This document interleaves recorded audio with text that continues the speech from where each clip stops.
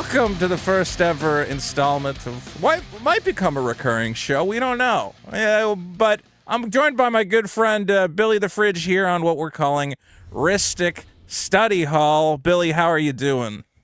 I'm doing good, man. I'm a lifelong Magic fan. I started playing when I was 11 in 1994, and I can't help but love this game. So happy to talk about it with you. It's a real man. So there's like people who will be like, I don't understand why you guys are into Magic. You know, I used to have this from guys like 3, 5, whatever, years ago. They go, what are you so obsessed with this game? And then years later, they'll come to me and they go, hey, man, I sat down, I played some Magic.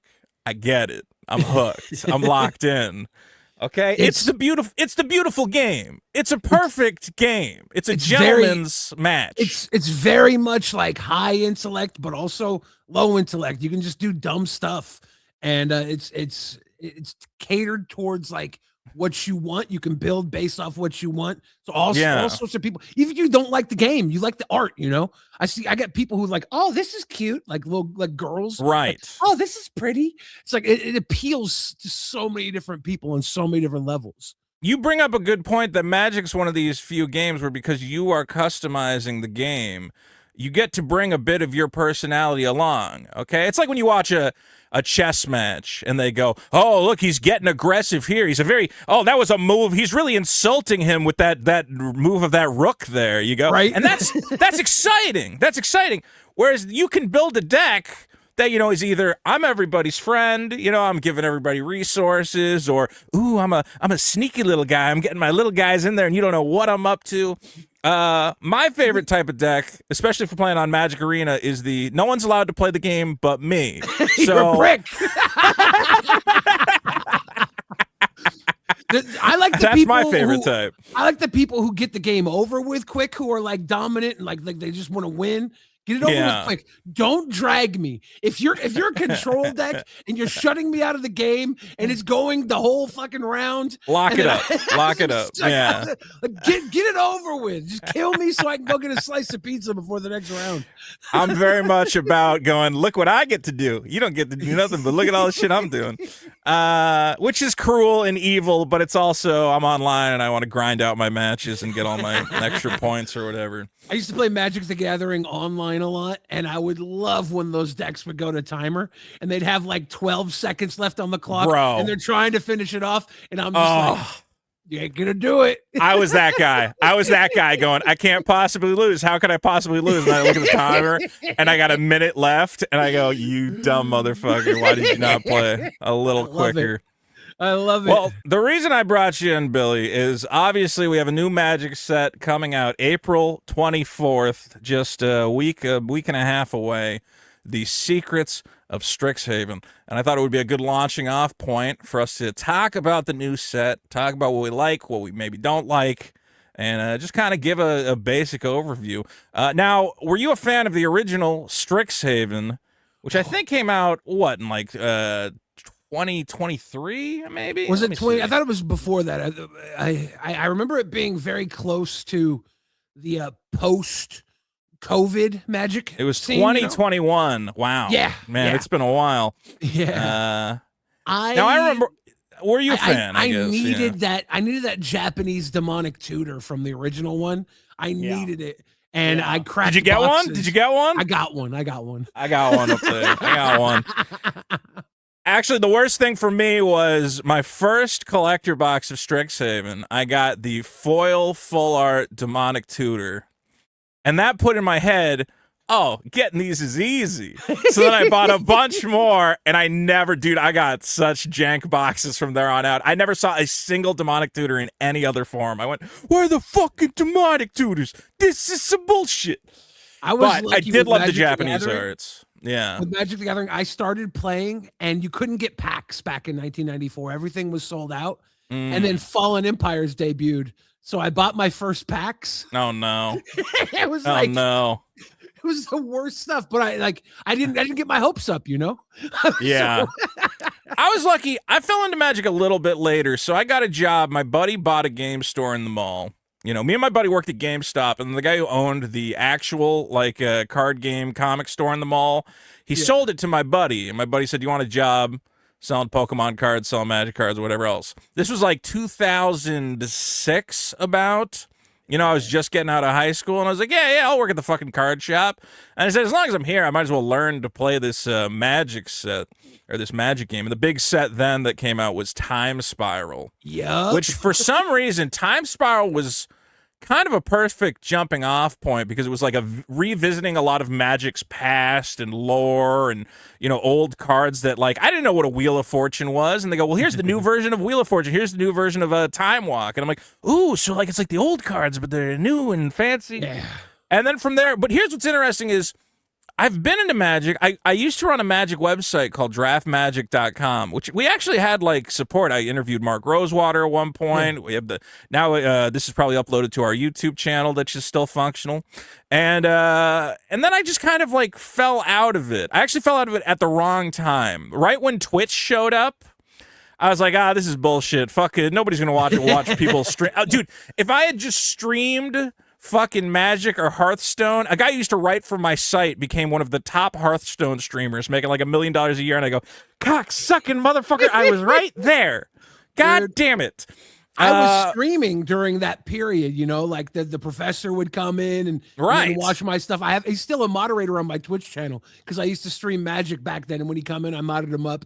Worth Wolpert, who used to run Magic Online at the time, he'd watch all the streamers.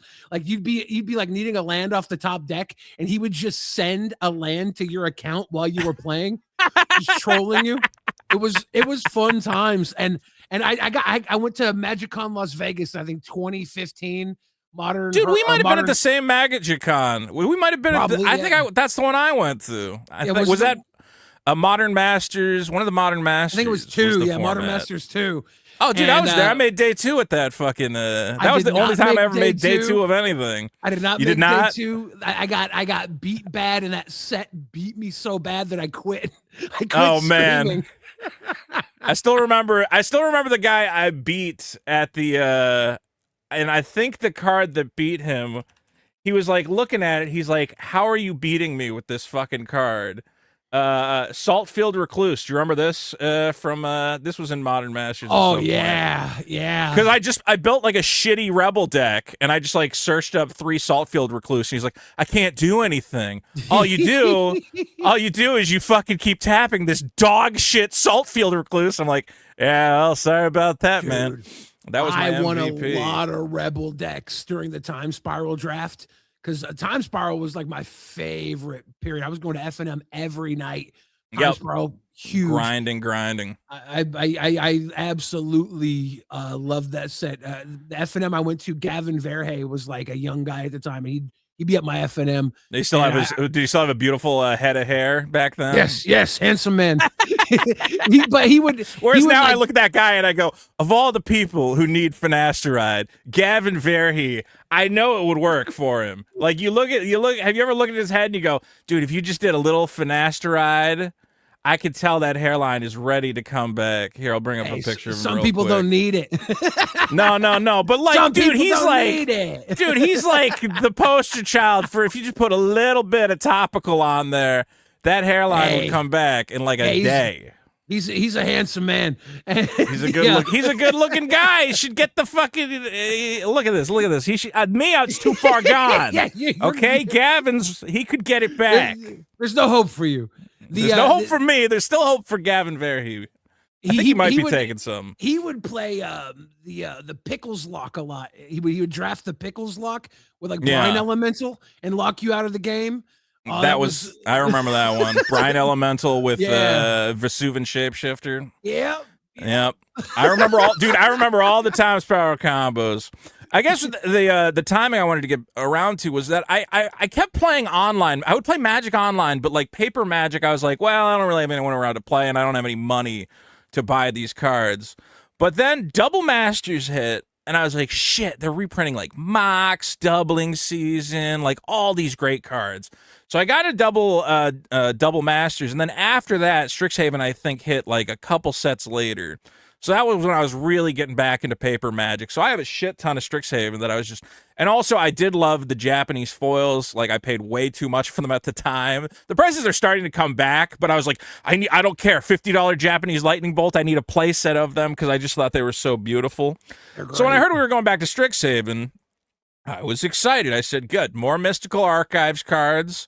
The core original Strixhaven set was kind of weak power-wise, but I like two-color guilds, you know, like that's Ravnica, right? A bunch of two-color pairs, multicolor shenanigans. So I was like, man, there's a lot of potential in Strixhaven, and I'm very excited to go back there. It's Wizards' little, you know, Harry Potter version that is far friendlier to trans people than Harry Potter is because it's made by Wizards of the Coast. So we're back in Strixhaven, and do you have any first... Again, were you excited to go back to Strixhaven? It sounds like you're saying yes. Yeah, but I'm kind of like I like all the sets. I'm sold. I'm one of those guys, dude. I don't really like all the sets, every set. Because there's always like one or two cards that I can pull from them. So like if there's 364 bad cards and like 3 good cards, I'm okay with that. So if I said, hey, Billy, I got a pack of Ether Drift, you would get really excited about that. You'd go, oh, my God. I literally just cracked open a collector's box of Ether Drift. I got it sitting here on my desk. I might open a Gear Hulk. I might open a... I did. I got the... My piss card was the Gear Hulk. Okay, well, black Gear Hulk. The piss cards were I do like the Gear Hulks. I do like the design of them. There is always something to like. You know what? You make a good point. That's the other thing about Magic is even the worst set, even sets that I absolutely hate, like Outlaws of Thunder Junction was a set where I went, what is all this cowboy shit? And it's like trying too hard to be funny and everybody's wearing a... Why would Rakdos leave Ravnica, put on a tiny cowboy hat and go, I'm Cowboy Rakdos? I go, that's kind of fucking around a little too much. It was dumb. It was dumb. But then I look at the set and I go, well, I do kind of like some of those big scorecards. Vaultborn, a Tyrant, Big Dinosaur. There's a couple cool things going on there. So I am a Loot supporter. Oh, we're gonna fight about that because I think Loot needs to die. Are you kidding me? Let me tell you my Loot theory real quick. Let me tell you my Loot theory. Yeah. Loot debuted in the Vault. Why was he in the Vault? I got an idea, but what because he's like a little red herring or not red herring. He's Loot, something bad. Yeah. Loot, the key to everything. The key to everything. What is the key to everything unlocked? The door to nothing. The door to nothingness. Reality Shift, Loot's about to be the big baddie, and he's controlling Jace. Look, if they make Loot a bad guy, good, because that would be the only possible place to take that character. Because right now, the way they have him written is like he's the ultimate Mary Sue of the Magic universe. Have you looked at the flavor text on the Verges from Ether Drift? No. Dude, take the Verges. Every single Verge has Loot like jumping through a portal and a little piece of flavor text from one of Magic's favorite characters being like, man, that Loot, I just love that little fucker. He's so cool and I love Loot and he's my favorite. And I'm like, Jesus Christ, this is the worst possible way to sell a character. Here's Bleachbone Verge. What is Loot on that one? Despite being older than nearly every living thing here, Loot is still just a kid. That doesn't change what we need from him. Jace. I'm not a bad reader. It's just so small on this fucking card. Dude, a lot of them are just going, wow, that Loot, he's so brave, and look at him jumping through stuff. I can't believe it. Even though he's older than we know, he's still so young. He's just a baby. He's baby Yoda. Okay. They jumped into him a little bit quick. Is I said you need to like kind of, you know, naturally introduce him. But like the second he showed up, I don't know if you ever saw this from Ultra Pro where they said, don't you want to Loot pouch to keep all your like fucking dice in? I'm like, dude, he's been in one set. Like, let us get used to Loot before you start making fucking plushies and merchandise or whatever else. They're probably not going to do the cool thing and make him the big baddie, but I'm holding on to that. Somebody suggested to me I don't follow the lore. Is Nicol Bolas dead right now? I mean, does Or anybody ever got really sucked die? into a portal. I was gonna don't- say, like, if he's like a reincarnation of Nicol Bolas, or he's Nicol Bolas's kid, I'm like, okay, that could be interesting. There could be something there. Maybe he was Nicol Bolas's pet, and he fucking transported his mind into him before. Yeah, very possible. Ugin killed him. I think Ugin killed Nicol Bolas in the story. I don't know. I'm not even a story guy. Like, to me, all this art, all these characters, all this is bullshit. The main characters of Magic for me are the fucking swamp symbol, the mountain symbol, the forest symbol, the island I'm symbol. the main character, Billy. I'm the main character. and Vito. Okay, yeah. No, every time you play, a good example is I'm always more interested in stories about the people playing Magic. You know, there's a lot of great videos of like great tournaments, and I know Kai Buddy, who was a Magic pro, recently passed, and that's tragic, but all the, great decks he came up with. Oh, yeah. And I think that's what Magic doesn't understand is they always go, oh, we need movies, we need comic books, and Planeswalkers. I go, the stories about the people playing Magic are infinitely interesting, and you should really spotlight more of those. Like, yes, you need some lore to push the game forward, but if you told me you're going to make a Magic movie that's about a bunch of guys playing, there's a Magic comic. Do you know the comic? I've seen some panels. Yeah, this one, the what do you call it? Destroy all humans; they cannot be regenerated. Oh, okay. This is a Japanese manga series about back during the Urza Saga days. A guy who really wants to bang a girl, so he has to get really good at playing Magic cards, so he can get with this hot chick who also likes Magic cards. That's why I learned to play Magic at 11. Well, the reason you should go on Amazon and buy this for I think it's like $11 is every copy comes with a promo card. Look at this beautiful foil Dark Ritual. Oh, really? Dude, $11? Dude, this promo on TCG Player is $20. You can buy an $11 comic book and get a $20 promo. The math doesn't make sense. I love when Magic math doesn't make sense. I bought so many of the Lord of the Rings scene displays. Yeah. Like, they were marked down to like free 20 money. bucks a piece. Free money. You could flip them back to Card Kingdom. I bought the boxes from Card Kingdom for $20 and sold the singles back for like $34. It made no sense. It's insane. This is a free money glitch. There's also one that has a voltaic key, a foil voltaic key promo. So look up the promos that come with each one. All right, we're completely off topic. We're going to talk about Strixhaven. Strixhaven is the new set. We've now established that we are two men who like Magic a little too much, which is fine. Too much. Sick. A little too much. Disgusting. Now, I had tasked you with a couple topics that I'd come up with, random topics. I do want to ask one question. Do you have a favorite school of Strixhaven? Do you have a favorite color pair out of the 5 colors? I don't really Putting you on the spot. If I had to pick one, I'd probably go Lorehold, but it's like it could flip Lorehold. To Golgari. That's your red-white there. Yeah, I like them all. I think the Quandrix or whatever is probably my least favorite. I agree with that. Quandrix is boring. Green-blue is always boring. Green-blue goes, look, I put lands into play. I drew a card and I put a land into play and I gained a little bit of life. You're like, I know, that's the only thing you do. It's never interesting. We do math. Okay. We do math. I am torn. So my favorite 3 Magic colors are green, white, black, white, green. In the order black, green, white. Those are my 3 favorites. So any pairing black, green, white. I do really like, what is it, Witherbloom. He's cracked. I don't like that they changed the pest tokens, which is very confusing, and I'm probably not going to get into. Now? So pest tokens used to be a 1/1 that when it died, you gained a life. Yeah. Which, like, thematically was great because you're like, okay, they are the school that makes these little fucking dickheads, puts them in jars, and sacrifices them to do magic rituals. So them dying and you getting a benefit makes sense. Now pests are whenever this creature attacks, you gain 1 life. And I go, why did you change it? It's really weird that they changed it.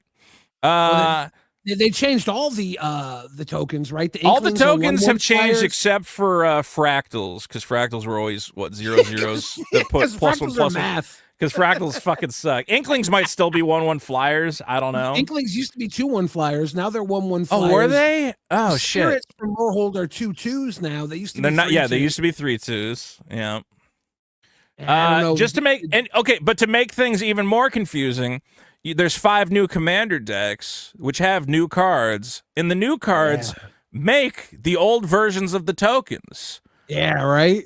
So even though it's a new card, and you're like, okay, pests are different now. They go, sometimes they're different, not all the time. And you're like, well, now I don't know what the fuck's going The on. main set is built for the draft environment and for standard, and they're trying to Yeah. curate the tokens to be less powerful so they can put them on more cards Wherever cheaper, they right? want.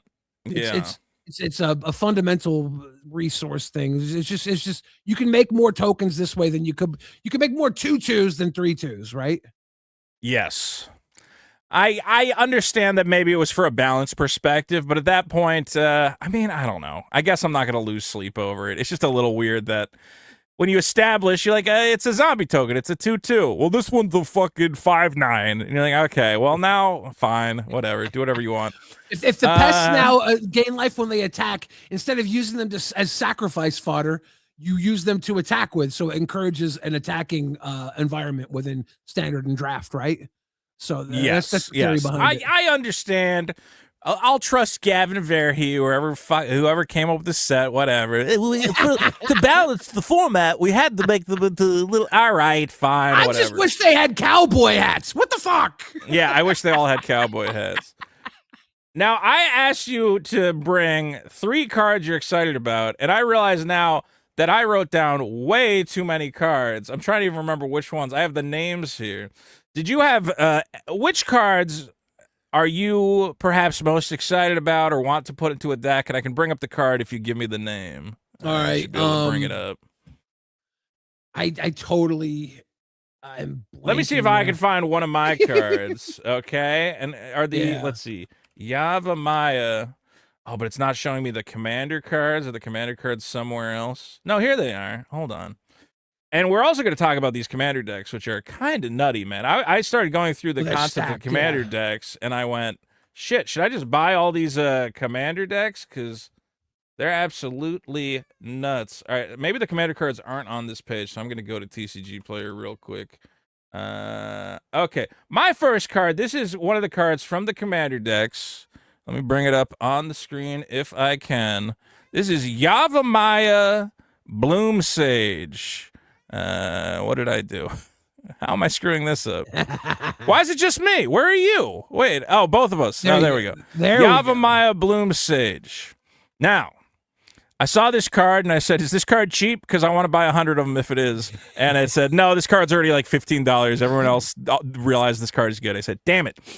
All right, 2 and a green for 2/2, Dryad Druid. Okay, fits in your green deck. Anybody can play it. The beginning of your end step, put a +1/+1 counter on target creature you control. If that creature has power 7 or greater, this creature becomes prepared. These are the new prepared cards where if the creature is prepared, you may cast the spell attached to the creature. After you cast the spell, the creature becomes unprepared, but you can prepare it again in various ways. Okay, so you got to have a 7-power creature, right? Yeah, which is doable. There's a 1-drop in this set that is a 6/6 for 1. There you go. There you go. The counter on it, and you're there. But the problem is, once you play this, you wait a turn, then the next turn you get the channel, and it's got to live, right? Unless you have 5 mana. If you have, let's see, at the beginning of your it's end at the end step. So it's sorcery, you're right. Right? So it could be a trap. There's a lot of ways right now to play things at flash speed. That's so true. You could work flash around it in. Okay. Yeah, so there are but you're still hold on, but you're still if you flash it in, you're still not going to get the end step trigger. You need to get that end step trigger. No, you can play this you can play this normally and then play the channel at flash and get all that mana at flash. So like if you're playing it in a commander deck, which you probably will, this from the commander set, right? You can have a ton of ways to have flash. So you get this. Yeah, we're getting ahead. I didn't even say. So the reason, for those of you who are listening to an audio-only version of this, which might exist, the prepared ability is the card Channel. Green, sorcery. Until end of turn, you may, anytime you would activate it, basically get mana equal to the amount of life you want to spend. You spend 10 mana for life. 10 colorless mana, 15, you get life, get 15 colorless mana. Now, Channel is banded commander, as it should be, because it's absolutely bonkers, okay? Because then you could be like, all right, turn 1, I use Elvish Spirit Guide, I got 2 green, I play Channel, I play 2 Eldrazi, and nobody else is allowed to have fun. Yeah. So you've always been like, man, I wish I could play Channel and Commander. I would do some crazy shit with all that mana. We finally have access to it. You could finally get channel. You do have to jump through a couple hoops. Again, green has some cheap like 6/6s with weird drawbacks that you can abuse and find ways to make them a 7-power creature. But yes, you do have to find a way to keep this thing alive. If it's alive by the time your turn comes around, you're going to have a ton of mana, you're going to have a ton of fun. So that's one card I'm personally excited about. Billy, are you excited for Yavimaya Bloom Sage? I think it's going to be good. I also think that it's going to get cheaper. I don't think it's going to stay as expensive as it is right now. No, it definitely will. It's definitely got that early hype right now. It's got a broken card on it, right? So like there might be something that completely breaks this, but I don't think initially that anybody's going to completely break it. I could be wrong. Go ahead. I have a green prepared card that I think is really good. Okay. And what's the name of that card? Studious First Year. Are you familiar with this bear wizard?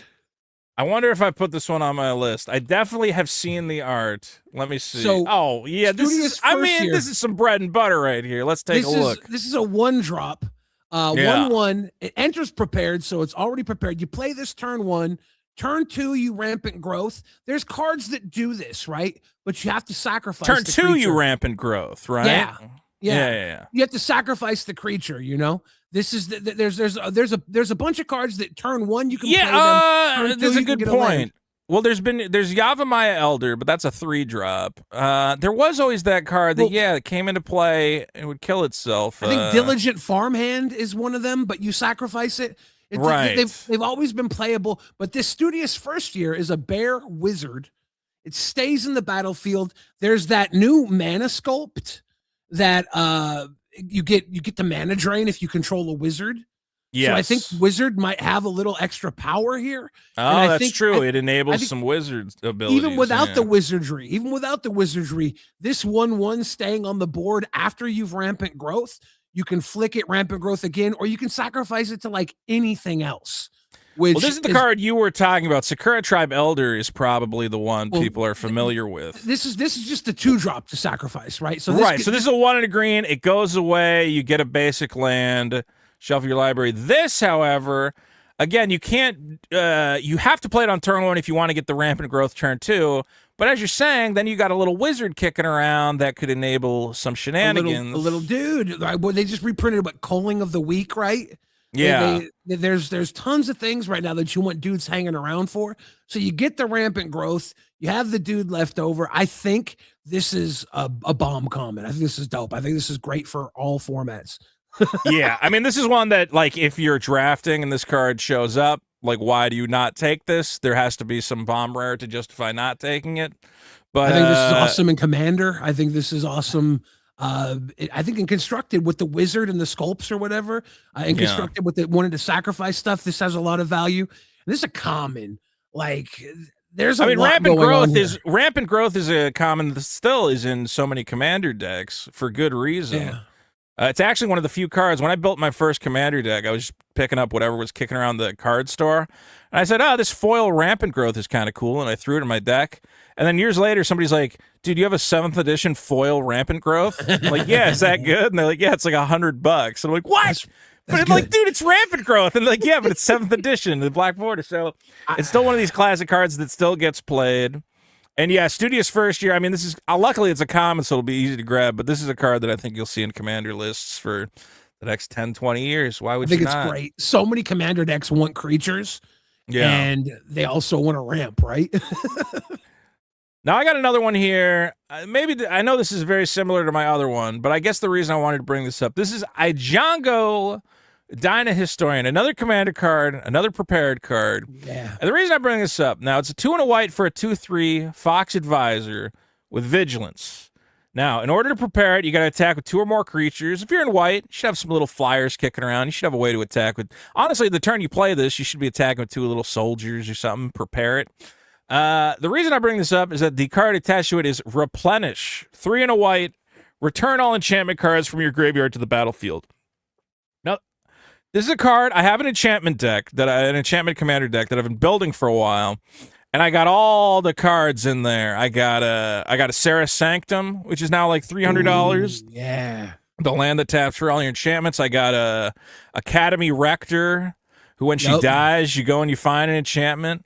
And I was talking to somebody. I said, yeah, I got this perfect enchantment deck. I got everything in there, you know, and of course I got my copy of Replenish to bring all my enchantment cards back from the graveyard to the battlefield. Let me show you. And then I start going through the deck and I go, I did buy Replenish before Pre-Modern showed up and made it like a $120 card, right? Like I distinctly remember it being in my Card Kingdom cart on multiple occasions and me being like, yeah, I mean, I need it for my enchantment deck. So back when it was like 40, 50 bucks, it's now like over 100. I never bought the Replenish. I'm kicking myself. I almost bought one for like 140 bucks the other day. I was in my card shop and I saw it and I was like, then I got to build a deck around it, you know? Well, I already built the deck around it and then I didn't buy the fucking card I built around, Billy. Do you know how pissed I am? I built an entire deck around enchantments and I didn't buy like one of the top 5 cards for the enchantment deck. All your enchantments come back into play. I'm literally kicking myself, and I am going, I know I have to buy one. Maybe the prices will come down in a sec. I don't fucking know. Because it is a reserved list card, very expensive, and again, getting played in the pre-modern format, so the prices have gone nuts.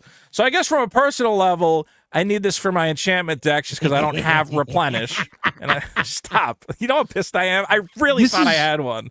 I got everything else. 7 mana Replenish with hoops. With a drawback. Right? I know. With it's not even. But it's so fun. Much worse. That's the thing. It's fun. Yeah. It's fun. These are fun cards. Here's the one upside of this versus Replenish is the deck I have is an aura deck.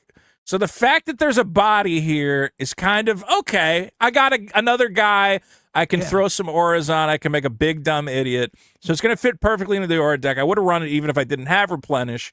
But this is an example of what Wizards has been doing, which is, and they did it in Edge of Eternities, remember, with, what's the name of the new Gaia's Cradle? The Planet Lands. Evendo, Waking Haven. Okay, where they're going, listen, I know you don't have $1,000 for a Gaia's Cradle. We're going to give you one. It's a little shittier. It's not as good. It's your little brother version of a Gaia's Cradle, your little brother version of Replenish. And I go, I could sell for the little brother version. I think thank you, Wizards, for giving me the little kid version of Replenish. I will take it. There's like, you could have like a real sword, or you could have a little Nerf sword, you know? Like, yeah, nothing wrong with that. I'll play with Nerf shit. That. Hey, everybody likes Nerf. Anybody who says they don't like Nerf is lying. Dude, Nerf is fun. Let's go, Hasbro. Dude, I still, whenever I go to the thrift store, I have to stop myself from buying Nerf guns because they're so fucking cool. And I go, where are you going to put that fucking thing? Because there's one, I have like a Savers near me. They have an entire rack of like just Nerf guns. I'm like, oh man, the new Nerf guns are so fucking cool. Why don't we have an original? Why don't we have an original Hasbro secret lair of Nerf guns for Magic the Gathering equipment? Are you what do you mean exactly? Well, don't they own, Hasbro owns Nerf, right? Like, yes. Can't they just get like the original, like the Nerf guns, and make them into cards, like legendary artifacts? They could do that. They could do that. And so my Furby can run up on you with the Nerf gun. But why can I not find this thing? Are you aware of this item? The silver border one? No. Why can't I find a goddamn shopping? Are you Googling the Oozinator?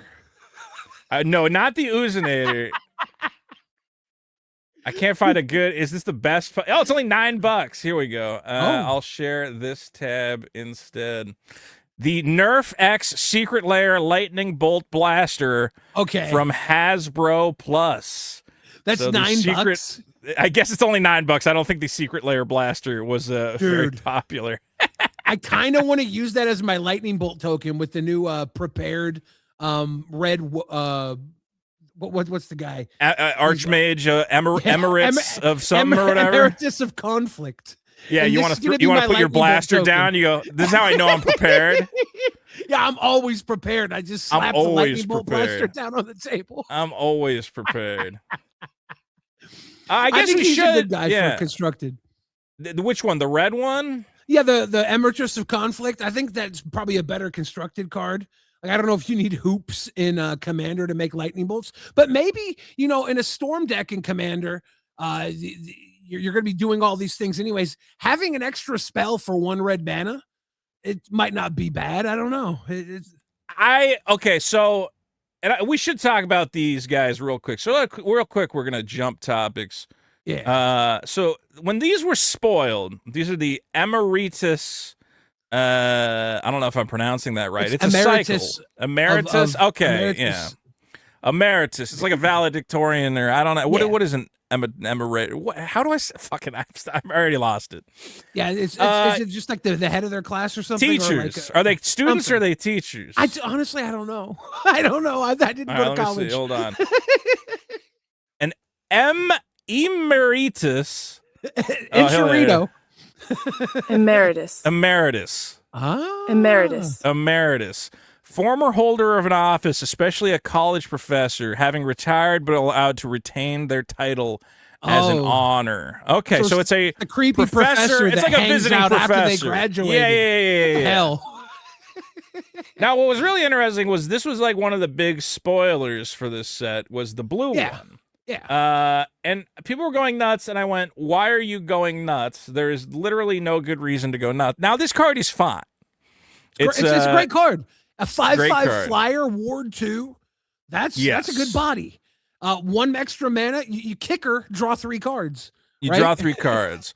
I saw people, first of all, people were being insane, and they said, oh, they just reprinted Ancestral Recall. And I said, are you a moron? You really think you can just cast it as Ancestral Recall? Like, come on, don't be... Like, oh, well, it's, like those adventure spells. I'm like, the adventure spells are on the left, and you know this, and I don't know if you're being stupid on purpose or being stupid just to piss me off.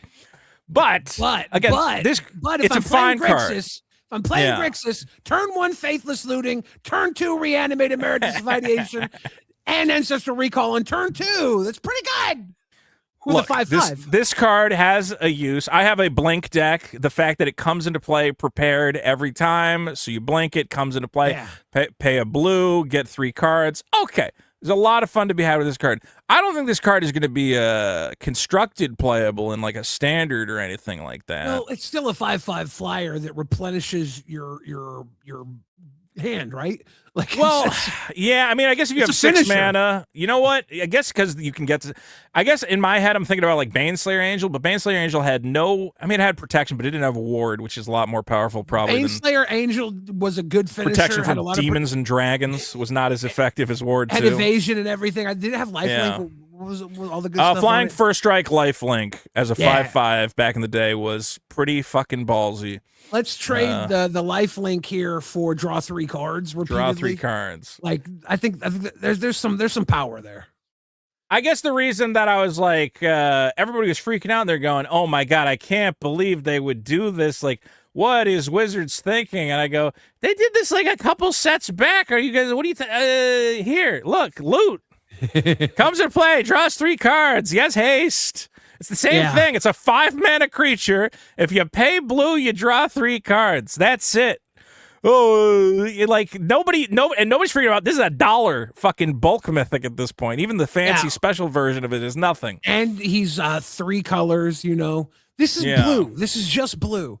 I think this is more powerful. I think the this could get chump blocked all day. Yeah.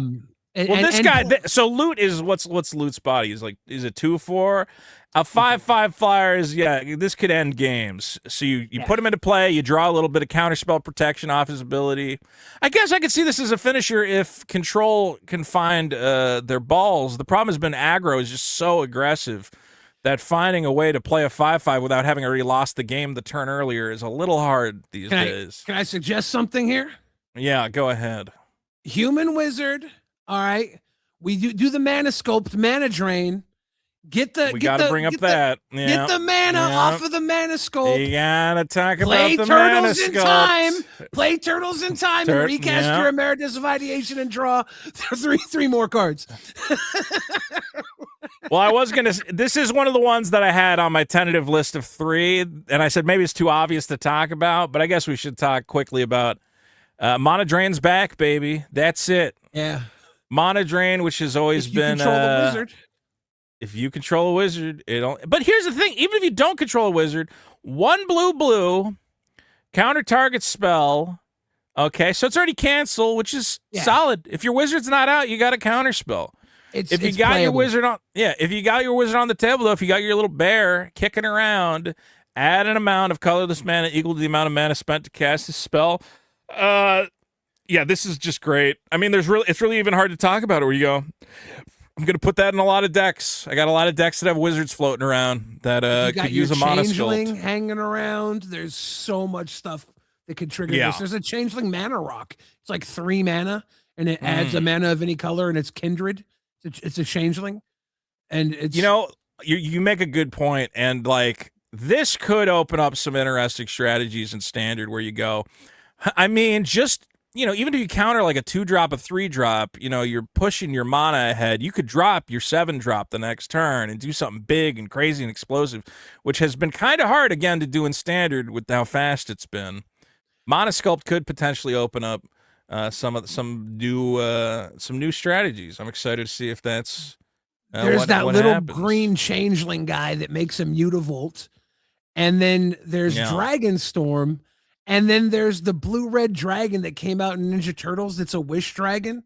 You could load up. I love a good Chinese wish dragon. Right? You can load up your sideboard with other wish dragons. You go into that. What's that Dragonstorm? Let you play dragons for free. Then you wish out all the dragons from your sideboard with the one wish dragon that you main deck. You can search for it. It's a big contraption, but then you end it with that storm dragon because there's a storm dragon that copies with storm. Storm scale Scion, yes. So make infinite dragons. You just make this teamer dragon storm control deck.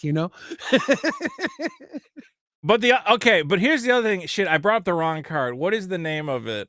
I go like, yeah, that's great, and I'm excited for it, okay? But then I go, okay, but then I'm just going to lose to this fucking card. Let me bring this one up real quick. I go, do you know how many games I'm going to lose to this card and I'm going to be mad about it? Planar Engineering. Have you seen this card? Oh, what is this one? Sack 2 lands, search your library for 4 lands, put them onto the battlefield tapped. And I go... Do you know how many times I go online and a guy goes, I play Saz's Chocobo, and I go, this is not going to be fun. I'm so fucked. And then he goes, turn 2, he goes, I play Tifa. And I'm like, God fucking damn it, fucking Tifa. And then he goes, I play Mana Gorger Hydra. These are all guys who, when a land comes into play, everything fucking gets bigger. Okay? As somebody I pointed out, I think a Mana Gorger Hydra into Planar Engineering, how big would that be? He starts as a 1/1, doubles 4 times. I think it's lethal. That might make him 16 power. Is it 1 16? to 2, 2 to 4, 4 to 8, 8 to 16.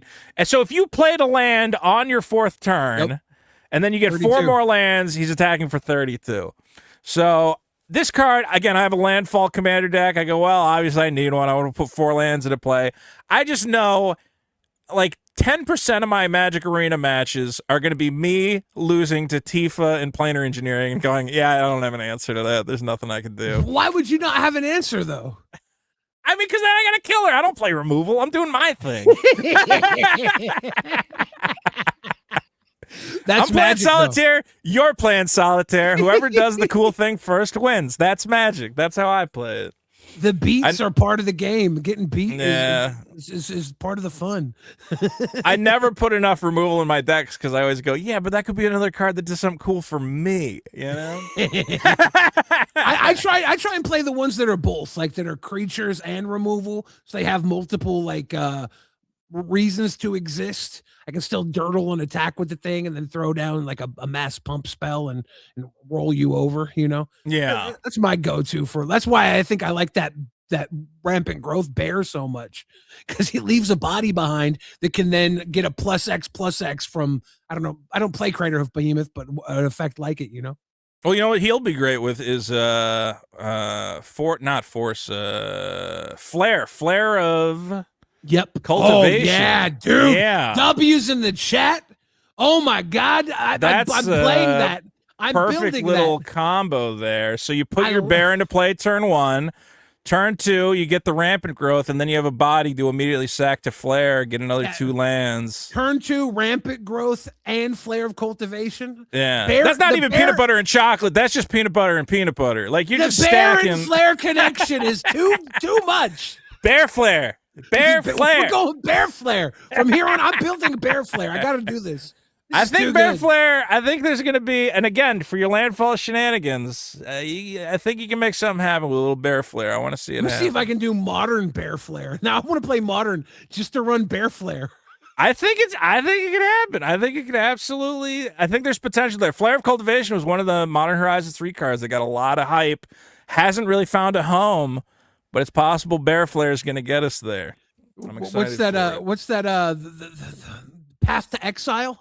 They're gonna Path to Exile my bear turn 1 because they're afraid of the bear. Because they're afraid. Because they know you got Flare coming. I saved 2 mana to get my rampant growth.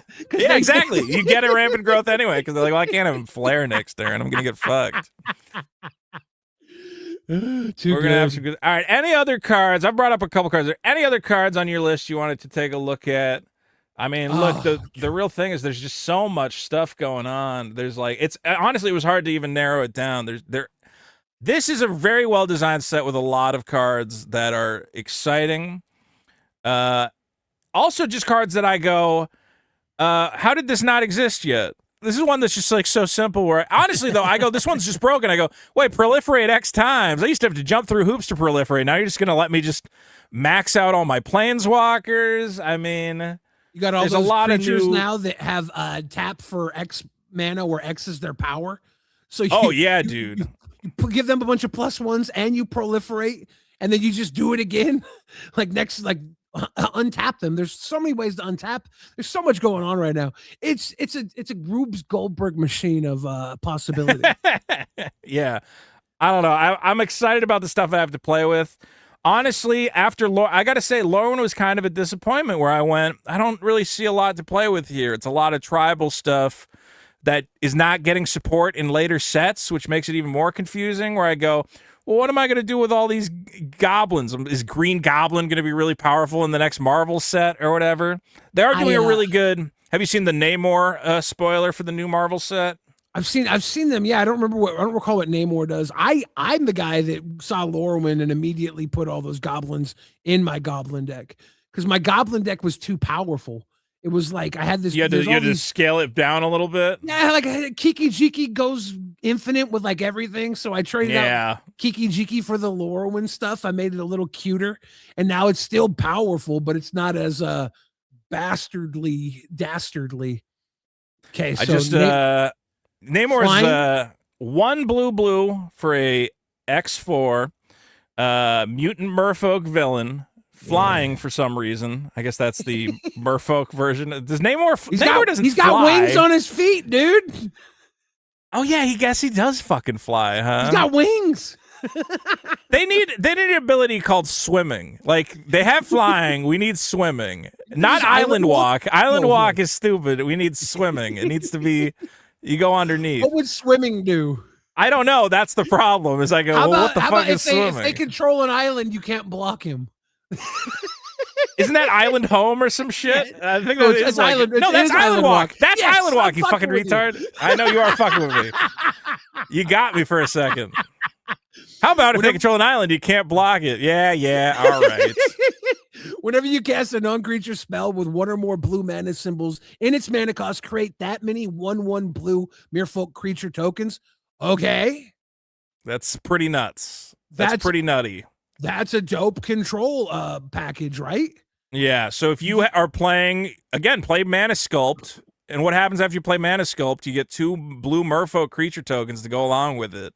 I mean, this guy's going to be a little bit nutty, I think. Convoke, all the Convoke spells that are non-creature spells, just make more merfolk. But that's what I'm saying, though, is the only payoff for Lorwyn is going to be like, what's going to be the elf in the Marvel set? They got to come. It's going to be like the dark elf from like the Thor universe or something. Oh yeah, actually, that would be possible. I guess the point I'm bringing up is Loki a dark elf? No, Loki's a frost giant. Remember? Okay, yeah. Damn it. Loki could be giant tribal. If they want to make Loki a frost giant, I'd be okay with it. Yeah. I guess I'm like, Lorwyn's cool, but where's going to be the payoff for all these tribes? I guess one of the payoffs is going to be Namor. I'm really hoping Merfolk work out because I bought a shit ton of Merfolk cards being like, this is gonna pay off. These are all gonna go to like $5-10, and I'm gonna sell them, and I'm gonna be rich. And then didn't happen yet. So Beerfolk fanboys have always been waiting for that breaking point. Like they're I love always Merfolk. there. I love Merfolk. I know so many Merfolk guys, like legacy Merfolk, everything. I know. There's a guy on YouTube, Nikachu. Have you ever seen this guy? Yeah, I'm familiar. Yeah, he's always posting. I'll watch every video he puts up where he's just like, I'm playing Merfolk again. And I go, hell fucking yeah, I can't get enough of this shit. He has like 1 million. I don't know if he has a different channel, which is just him playing Magic Arena. I think he does. But he's always grinding Merfolk. Yeah, one of my buddies, Lord Magicus, is a big Nikachu fan and a big Merfolk fan. If I see Nikachu at, are you going to MagicCon Vegas in a month? Probably not. Man, you should see. I think they still got passes. You should think about it. It's a 50-50 at this point. I think I might have the time, but I didn't have it. I didn't have it last week. I mean, so. I know that you previously had a prior podcasting engagement of some sort, which is now I was going to be busy, but now I'm not. Now you're taking a bit of a hiatus. Well, now you got time for Magic, the only thing that truly matters in this world. True. All right, what other topics did I have here? All right, so we talked about the I got to bring up creatures. I got to bring up the improvisation capstone. Have you seen these lessons here? The 5 lessons from the new set. Is that correct? Let me see if I can find all. I thought we'd get a ton more lessons. They steered away from Learn. They gave the lessons to the Avatar set. Uncle Iroh in the Avatar set, he's a teamer, and he lets you play lessons for 1 mana. I feel you thought we were going to get a bunch more. It would have been great if we did, but we didn't. These are nuts. An improvisation capstone. This thing. 7 mana, exile cards from the top of your library until you exile cards with total mana value. This is 5 red for a sorcery. Yeah. And this is a lesson, so you can get it out of your sideboard if you play a learn card, which they seem to have gotten rid of. And so you exile cards with total mana value 4 or greater, right? It's probably not going to be 4. It's probably going to be more than 4. But it's at least 4. You're gonna get you might get a 1 mana card, a 2 mana card, and then a 7 mana card, and you get all of those. And then you do it again next turn and every turn for the rest of the game. Yeah, and you may cast them without paying their mana costs. Now, this is a new card. It's got a keyword paradigm, which basically says till the end of time, till the end of the game, you get to cast this spell for free every single turn. Yeah. In a way, it's almost like an enchantment that ain't going nowhere. It's an They could have also made it. You know what? Why didn't they make it an emblem? That would have been interesting. That would be interesting. They could have said you get an emblem that says at the beginning of your turn. But okay, here's why they didn't make it an emblem is because you are technically casting a copy of the spell. So I guess somebody could counter the copy. Yeah. Yeah. Okay, so it's still a spell. It could theoretically, but you're getting it every single turn. Now there's 5 of these. It's an interesting cycle. The black one is every turn, target player draws 2 cards and loses 2 life. You could theoretically, kill guys with that, but you're probably just going to draw cards for yourself. The blue one for 4 blue, target player creates a token that's a copy of target creature you control. I thought that wording was really interesting. So obviously, most of the time, you're just going to make your own token copy of one of your creatures. But you technically could make like a deck that like you're given, or just like help somebody out at the table. Be like, hey, if you fuck with that guy, I'll give you a dragon.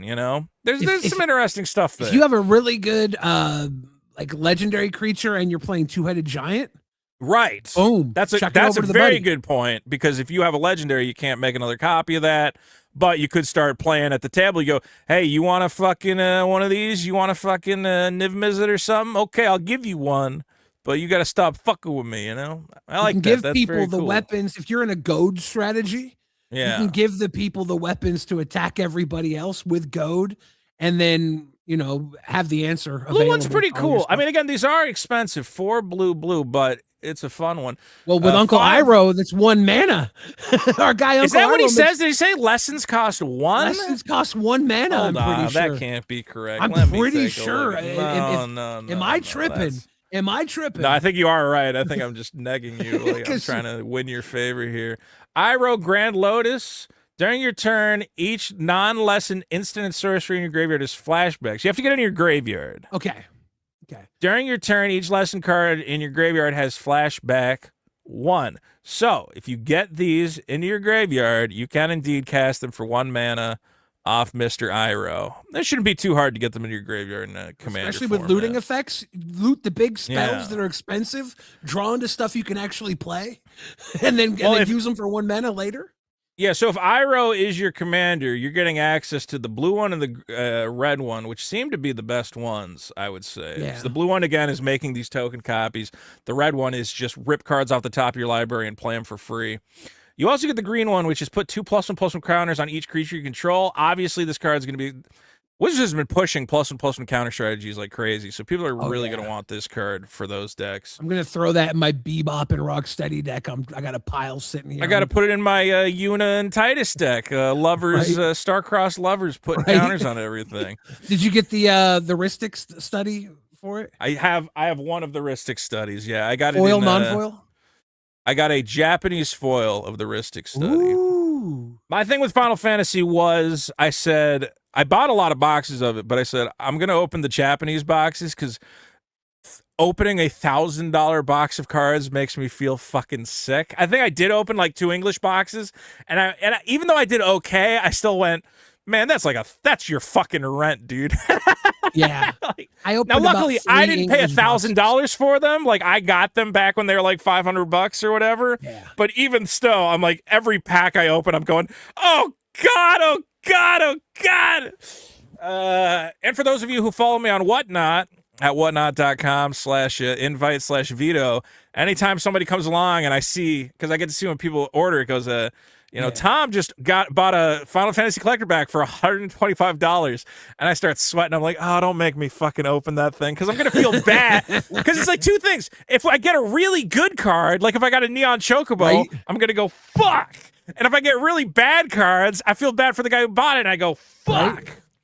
Billy, do you know what I opened on one of my Whatnot streams selling packs to guys? You always get good stuff. What did you open? This was nuts. This guy was buying packs, and he was like on a generational fucking run. He was getting like everything.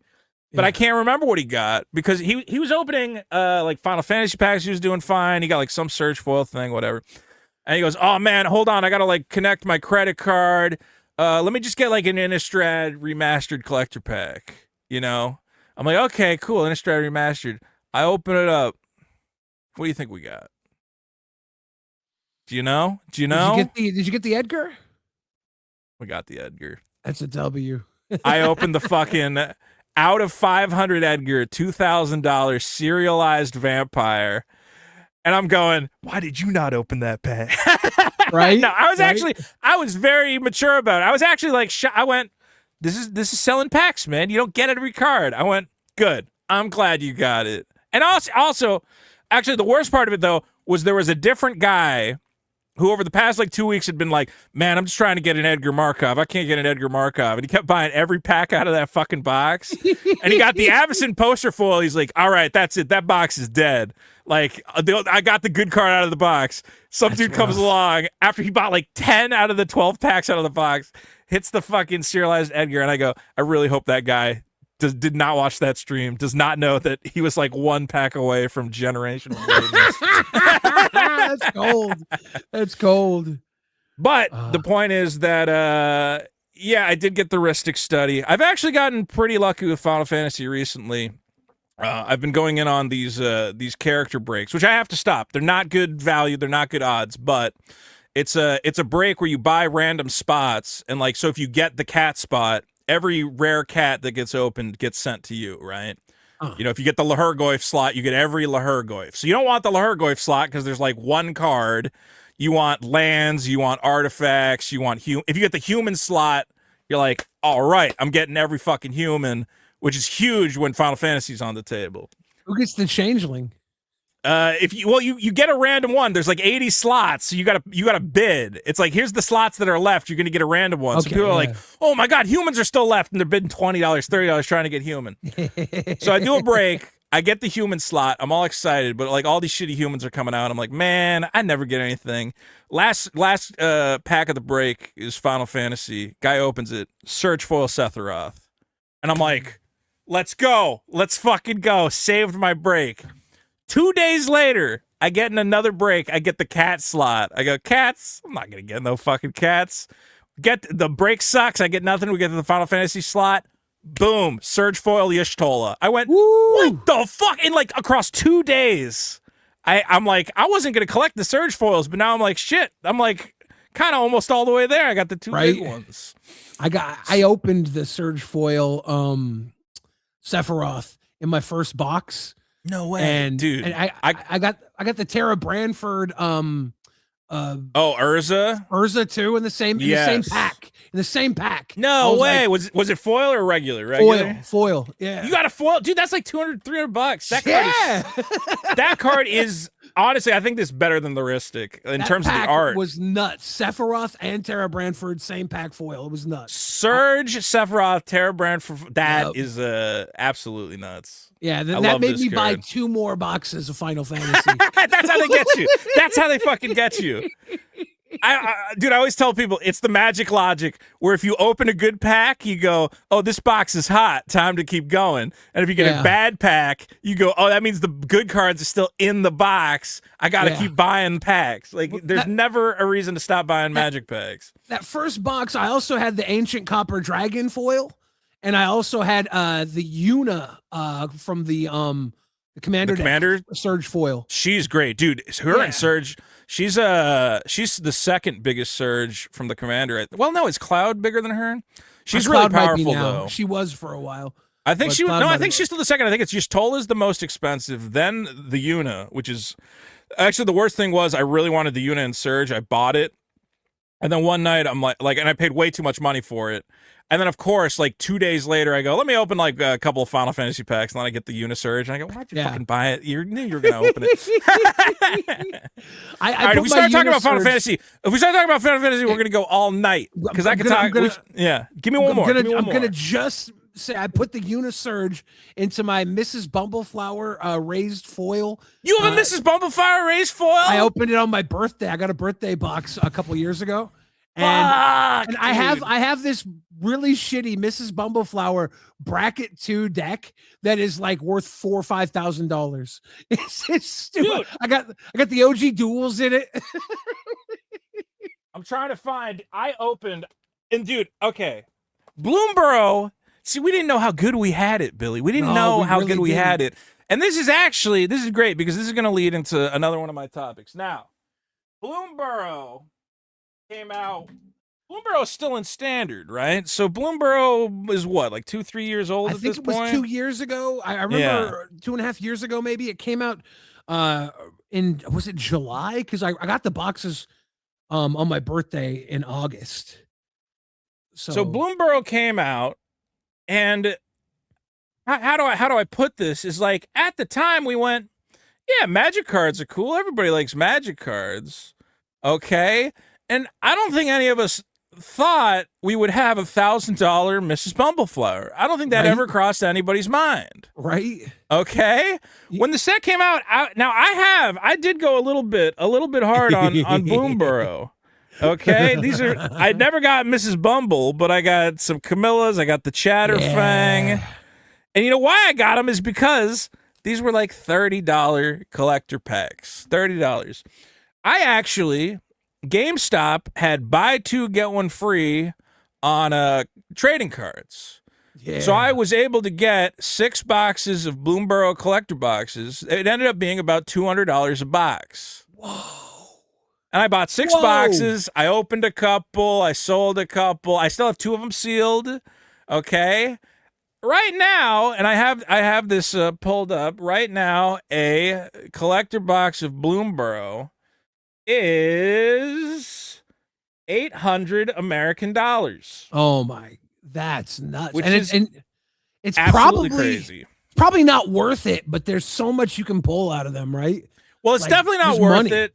Yeah, I mean, it has the added tax of people like sealed product because they can, maybe run a weird draft with it. There's something about keeping a box sealed. Like, you're not going to get $800 out of here unless, again, you get insanely lucky. Pull a Mrs. Bumbleflower. A Chatterfang will get you close at like $700.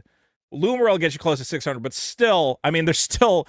I've had people, again, I'm on Whatnot selling packs. I have to sell the packs for $85 because what can I do? Guy goes, yeah, let me get a pack of Bloomburrow. And I go, okay, you got a fucking frog and I don't know, some dog shit squirrel, you get a value. I'm like, all right, you got $3 in value back, you know? Like, because that's how it goes. Now, here's why I'm worried is Wizards told us, they said, listen, we're going to, what do you call it? Universes Beyond is going to cost a little bit more.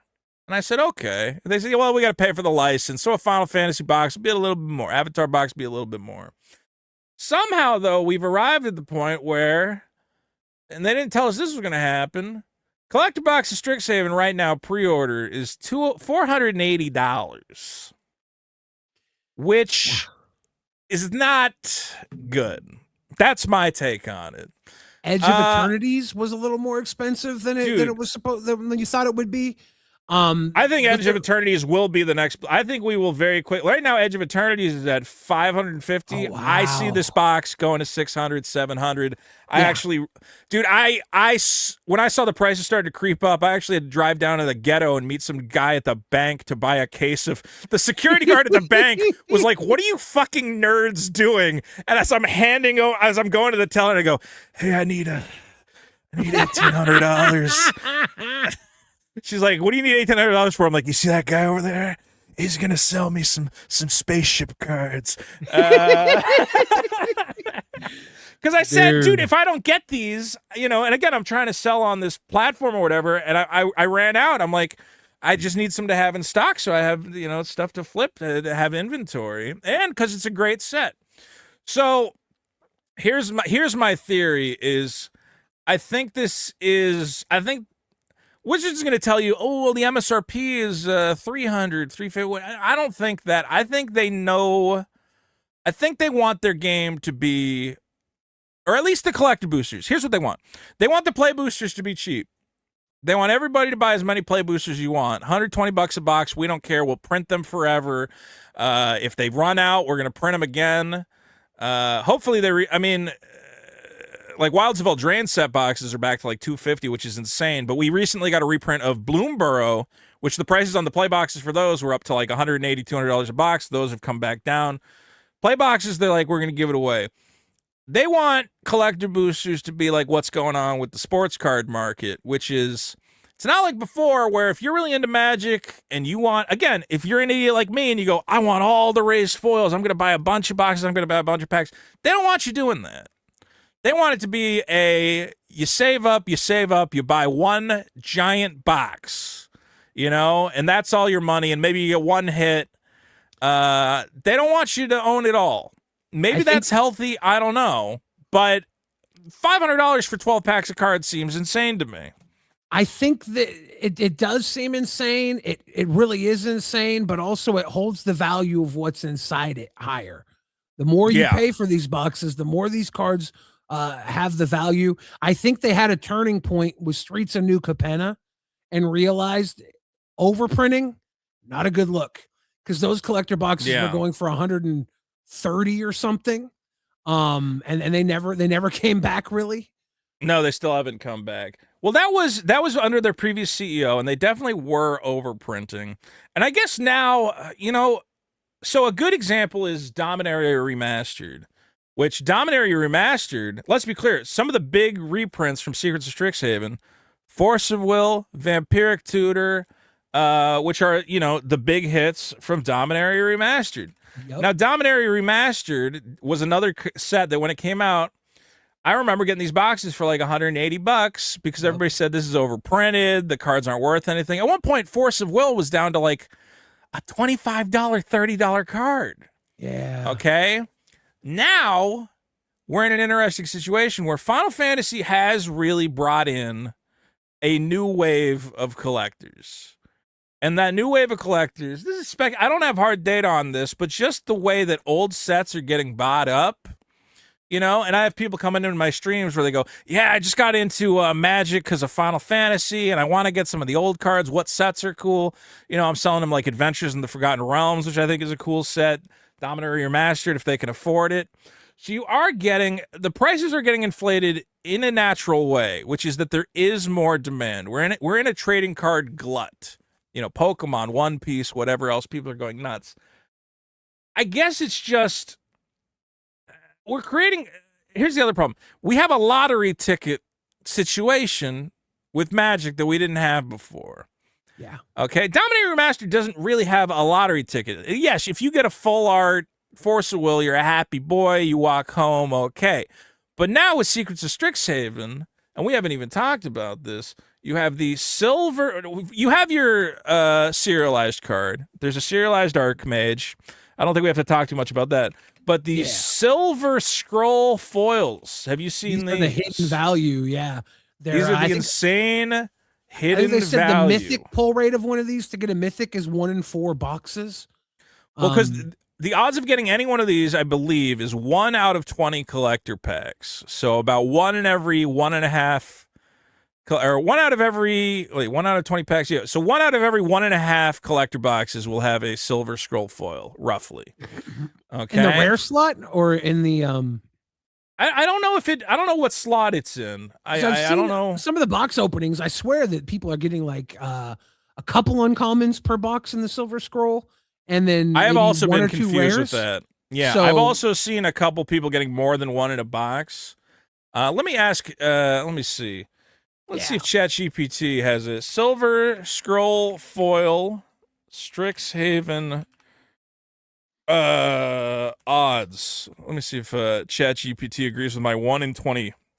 All right. In a collector booster mystical archive uncommon slot. Okay. So each slot has its own specific rarity. So out of the uncommons, you have a 5% chance. So that would be 1 in 20 packs. Okay.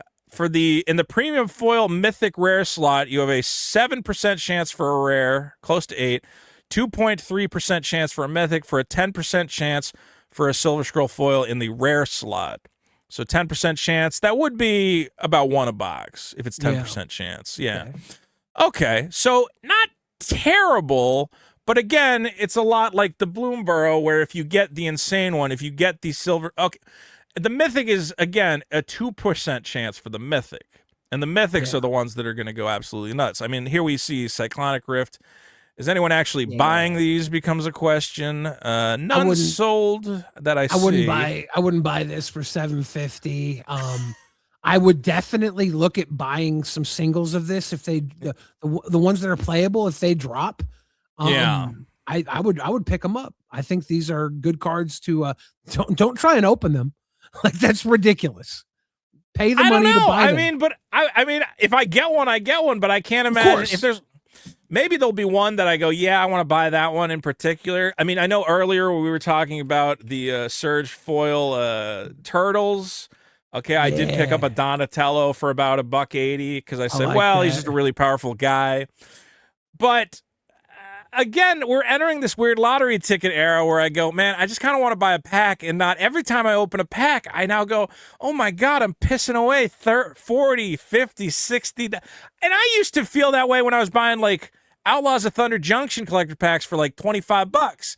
I go, you got to stop buying these $25 packs. You're throwing your money away. Now, if I could get Outlaws packs for $25, I'd buy every fucking one I could. So, my whole mind has been reshaped. I go, shit, I miss $25 collector packs.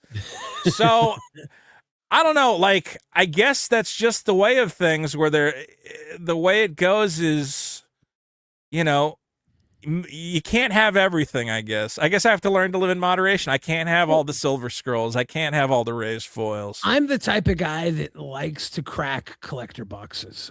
Any price. I like to do, if I can, 1 or 2 from every set. Yeah. Sometimes I do too many, and it's dumb, but it's when you got dumb money to throw around, and that's probably not the best way to do it.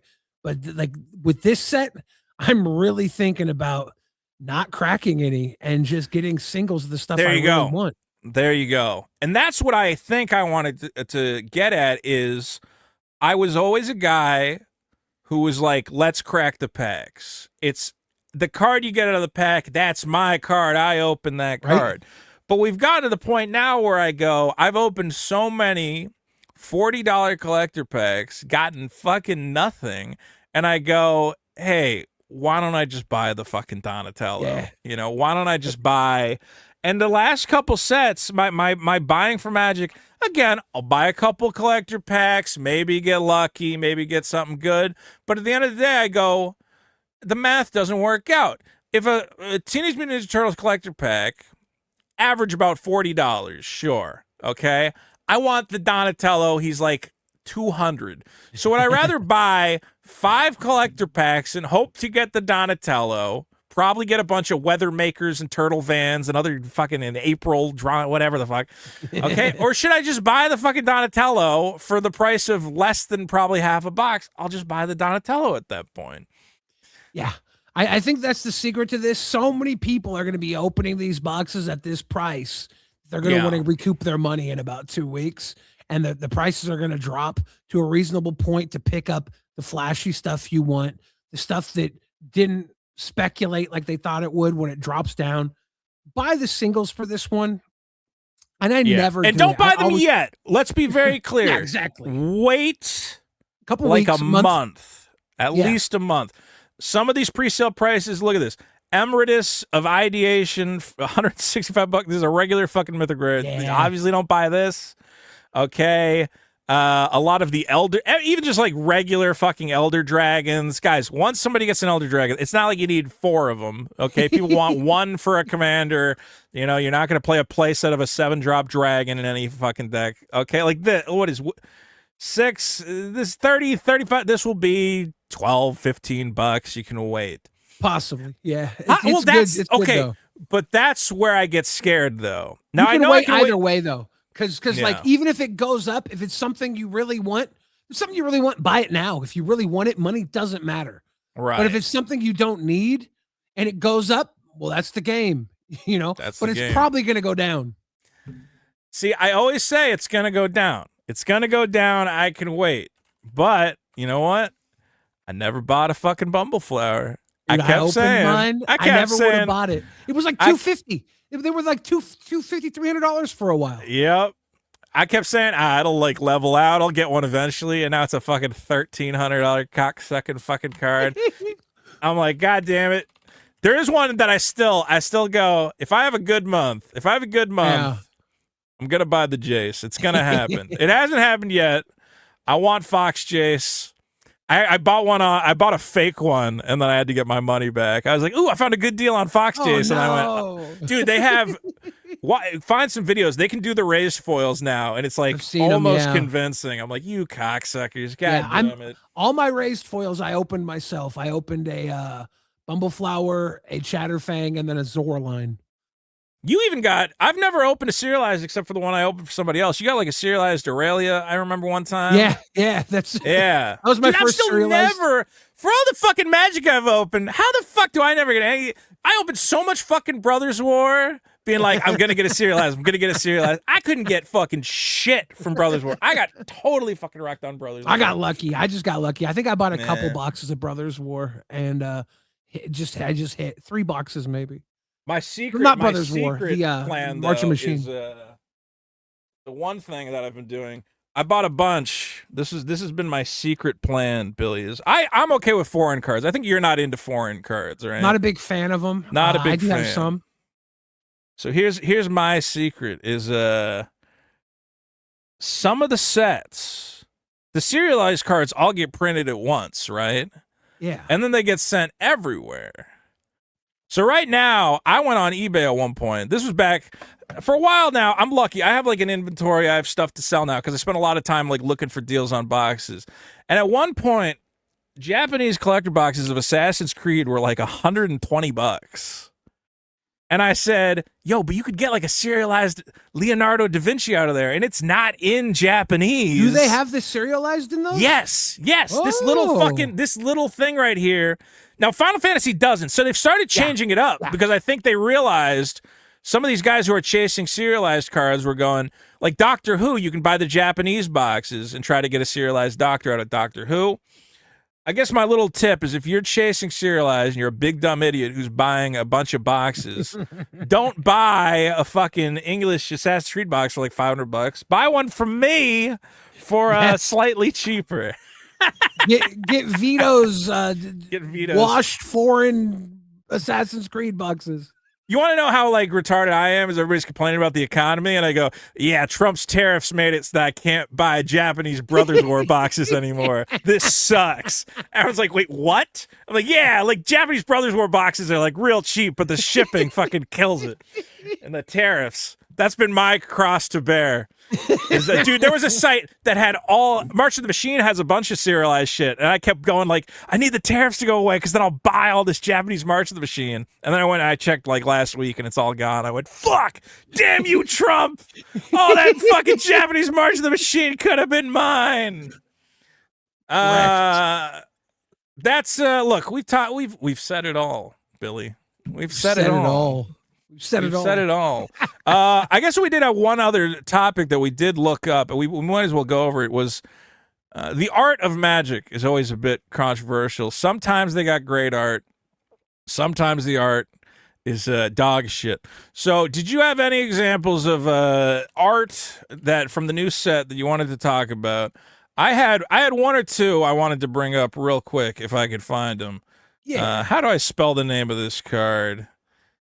Let me see here. Well, there's a new lady in Magic too. I forgot to bring her up. Let me see here. Is she a Boros? Yeah. Have you seen the Boros lady? The Boros lady where I went Wizards. Come on, what are we doing here? Can't you make? Fuck, what's her name though? I can't remember her name either. But she's probably gonna have a. She's probably have a big thing to do with the reality fracture set or something. All right, here I got Secrets of Strixhaven Mystical Archive. So here's one I wanted to bring up, is that I love the Japanese Mystical Archives. And first of all, I don't like the frame for the English Mystical Archive. Something about it I don't love. But I'm building a treasure deck. I need a copy of Big Score. They go, oh, we're reprinting Big Score. I go, oh, awesome. I can't, let me see. What does Big Score look like? And here is the new version of Big Score. It is a pirate lady, kind of, hey. And I'm like, what is this? I like this? I like these arts. The Big Score doesn't really stand out to me, but I like the English stuff. I like the faithless looting from the original one that everybody hated. And I recently sold one of those, and I actually went, maybe I should have kept it because it is like fucking a little bit iconic, that weird faithless looting. Yeah, I'm not sure if I like it because everybody hates it or not, but I'm a fan. The English Big Score has what was the one I'm trying to find a picture of was it Paretic Ritual? I like the way that one looks. Well, here's the Japanese one where I go, okay, Big Score. Well, that's that's me. That's me going. Coins. Look at all this fun. Look at all this money I got buying Japanese fucking Assassin's Creed boxes. I'm rich beyond my wildest dreams. That's the Big Score. Not a pirate lady just stand. Hey, she looks like she's celebrating a touchdown. What the fuck is that? How's that a Big Score? What is this? The Japanese nailed the assignment. The Japanese nailed the symmetry in the American ones. Oh my god! I think the Japanese nailed the assignment. I think you know what Americans... American one is sick. Have you seen the Dismember for the American Dismember? I think you might. Yeah, I might have saw it. Let me see if I can bring that up. I think the Dismember did look decent. Dude, this is dope. I want foil American Dismember. I did say okay. Again, though, I don't like I feel like the frame detracts from it. I was almost gonna like. I think if they got rid of this part at the top, like the bottom is okay, but yeah, I mean, here you got a crab man being. Actually, wait, what is this supposed to be? This is like, I think this is like a known magic creature. Is that a Phyrexian or something, or is that? Because I mean, it is like a Phyrexian looking dude, but yeah, it's like a crab guy who's been taken apart bit by bit.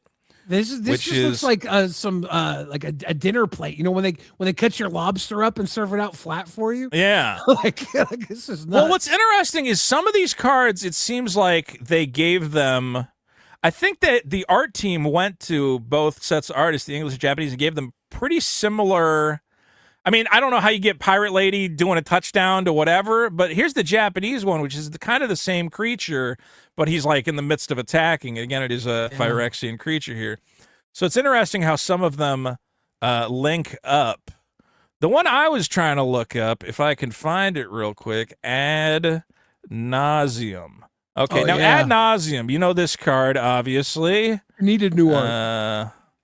Well, Ad Nauseam, this is a big card for Commander, especially CEDH. CEDH, Competitive Commander. Competitive Commander. Now, here I'm going to say the Japanese nailed the assignment. This is a card that draws a bunch of cards all at once. You literally go through your whole library. Yeah. This is a perfect representation of Ad Nauseam. It's like, I need another card. I need another card. Just vomiting cards onto the battlefield. Here you have a lady, vomiting up a bunch of magic spells.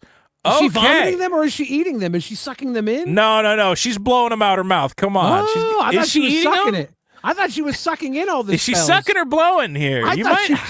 You're a spitter. I'm a swallower. But why would she be surrounded by a bunch of pieces of paper? They're inside her belly. Them all in. It's ad nauseam. She's devouring. She's the devouring cards. all She's getting them all. Here, okay, but here you're gonna see why it is throwing it up, because here's the fucking dog shit English one. What the fuck is this? What is this?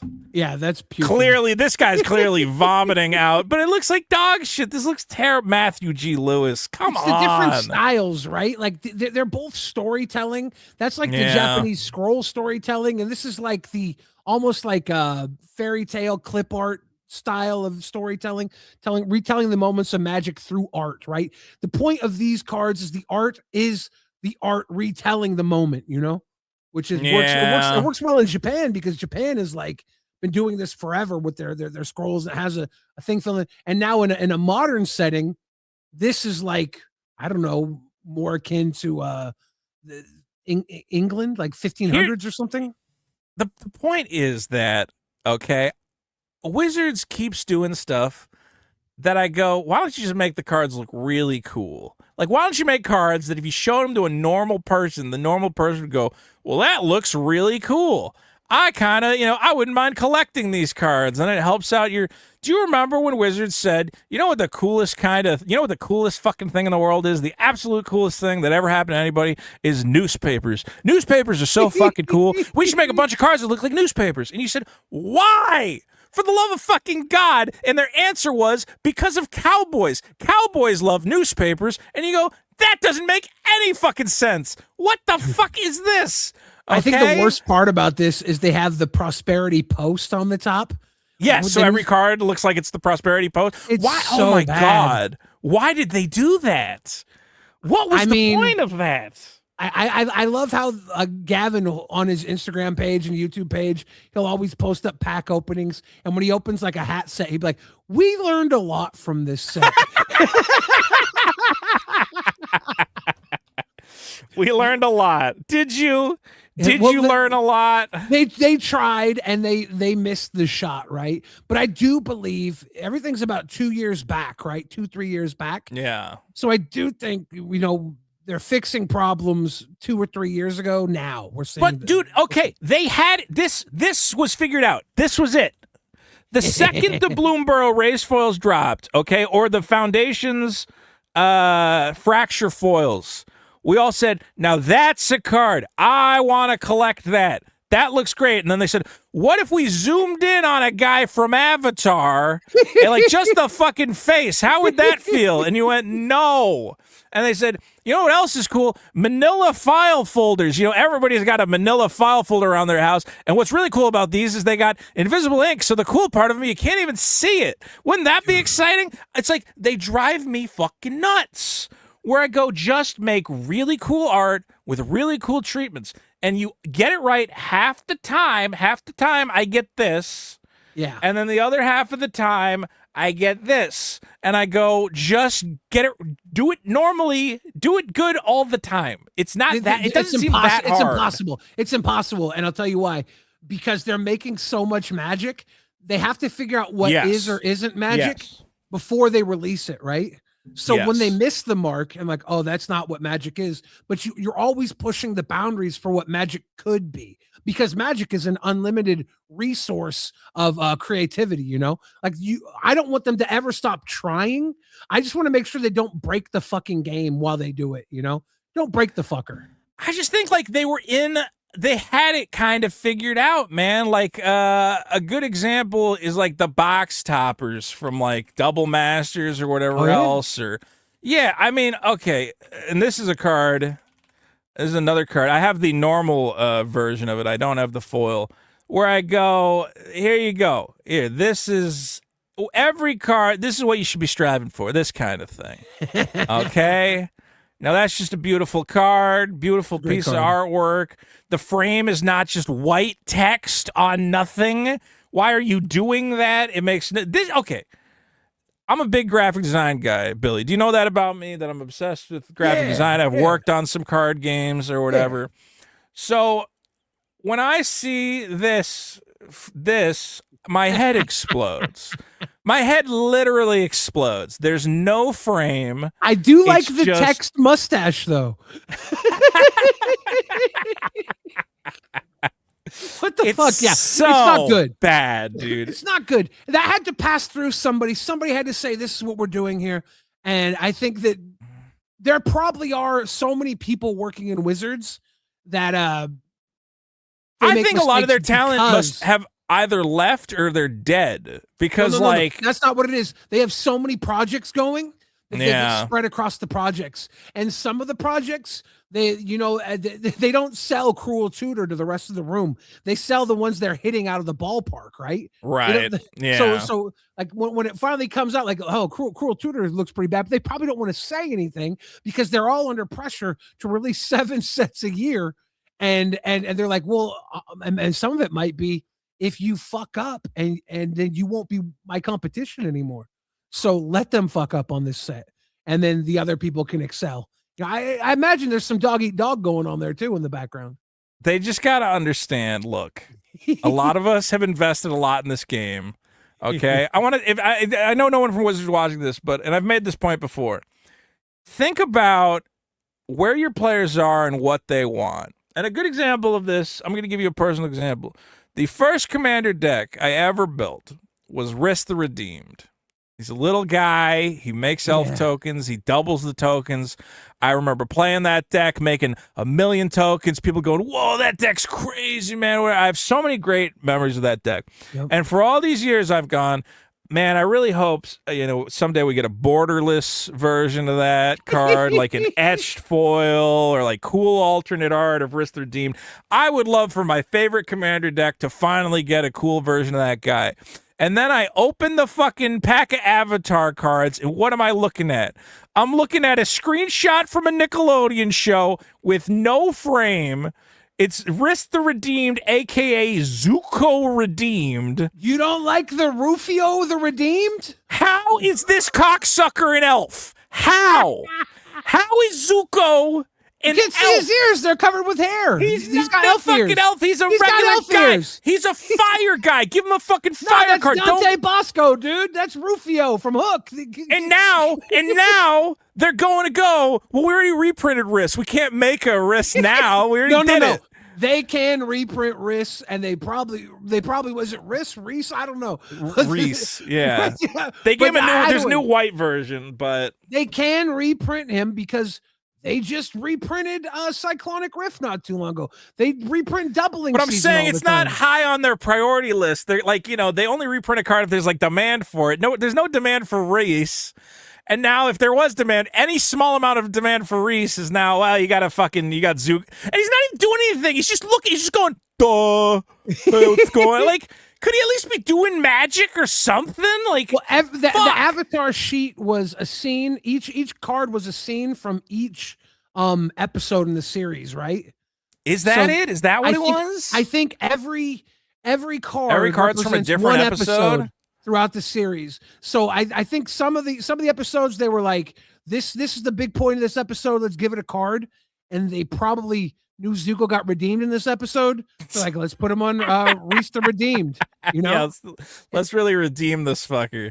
Let's But yeah, really redeem him. it was a rough one. This sheet had some good stuff in it, had some terrible stuff in it. Banyan tree looks good. I'll say that. Force like negation banyan looks tree. okay. Yeah. I got the foil force negation out of one of my boxes. I think it looks good. I think it's fine. I'm happy I think to own banyan it. tree did look good. I was like surprised at that. See, that's the thing is like sometimes they look better in foil too. A lot of the time, the Mystic Remora was actually okay. I have the Mystic Remora looks good. The Mystic Remora, the two fish. Okay, yeah, again, that foil that's good. I mean, I wish they would put. You know how the foundations are also lower into the bonus sheet? They have like a little strip under here with the color of the card. It looks a little bit nicer. Yeah, I get that. I think you could also push the text down to the bottom so it doesn't have to overlap. Whatever. I don't know. Whatever makes it look like a mustache is. Yeah, we need more mustaches. All I'm saying is you had the success of Final Fantasy.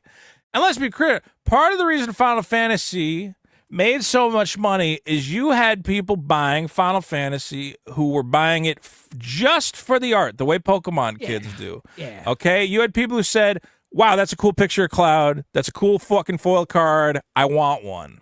Yeah. Okay? And Wizards needs to understand, especially if you're going to do this Universes Beyond stuff, okay, the Surge Foil Turtles was pretty good. I think that brings in like some average fans who go, oh, I'm into Turtles. I'll buy that. Okay, but like these bonus sheet cards are looking like shit. And again, some of the Strixhaven, I think even Strixhaven, like if you got guys who want to collect art, they're gonna go, whoa, hey, that's some badass shit. And then you go, yeah, well, hey, you also got this version. I go, oh, I don't know, I want to. You know, like I'm not big on Pokemon, but I look at some of the illustration rares and the crazy art, and I go, I could understand wanting to collect that. This, I go, no man on earth would want to collect this for the art. They would go, I don't need this in my life. As a player, though, you can probably pick up this ad nauseum for really cheap, right? And I like that part of it too, though. I like that there's cheap versions of stuff. No. I'm the kind of guy who, if a card has bad art and there's a version that has good art, like I pulled the textured foil Shieldred back in the day, which is like technically the top version, and I went, I can't keep this in my collection. It's too ugly. I said, I can't bear to look. Dude, Shieldred is supposed to be like a badass Phyrexian lady. This looks like I'm at like a cabaret performance, and like there's a lady on the stage who's about to wrap herself up in silk and like ride a swing around the stage. I'm like, that's not my Shieldred. This is Lady Gaga. Yeah, this is Shieldred. Look at this. This is a spooky lady whose body is attached to a nightmare fucking horror. She thick and she beautiful. Okay? This is the version I had to go out and buy, even though I technically had the rarer version. I should buy that. The concept art Predators are beautiful. I don't own a Shieldred.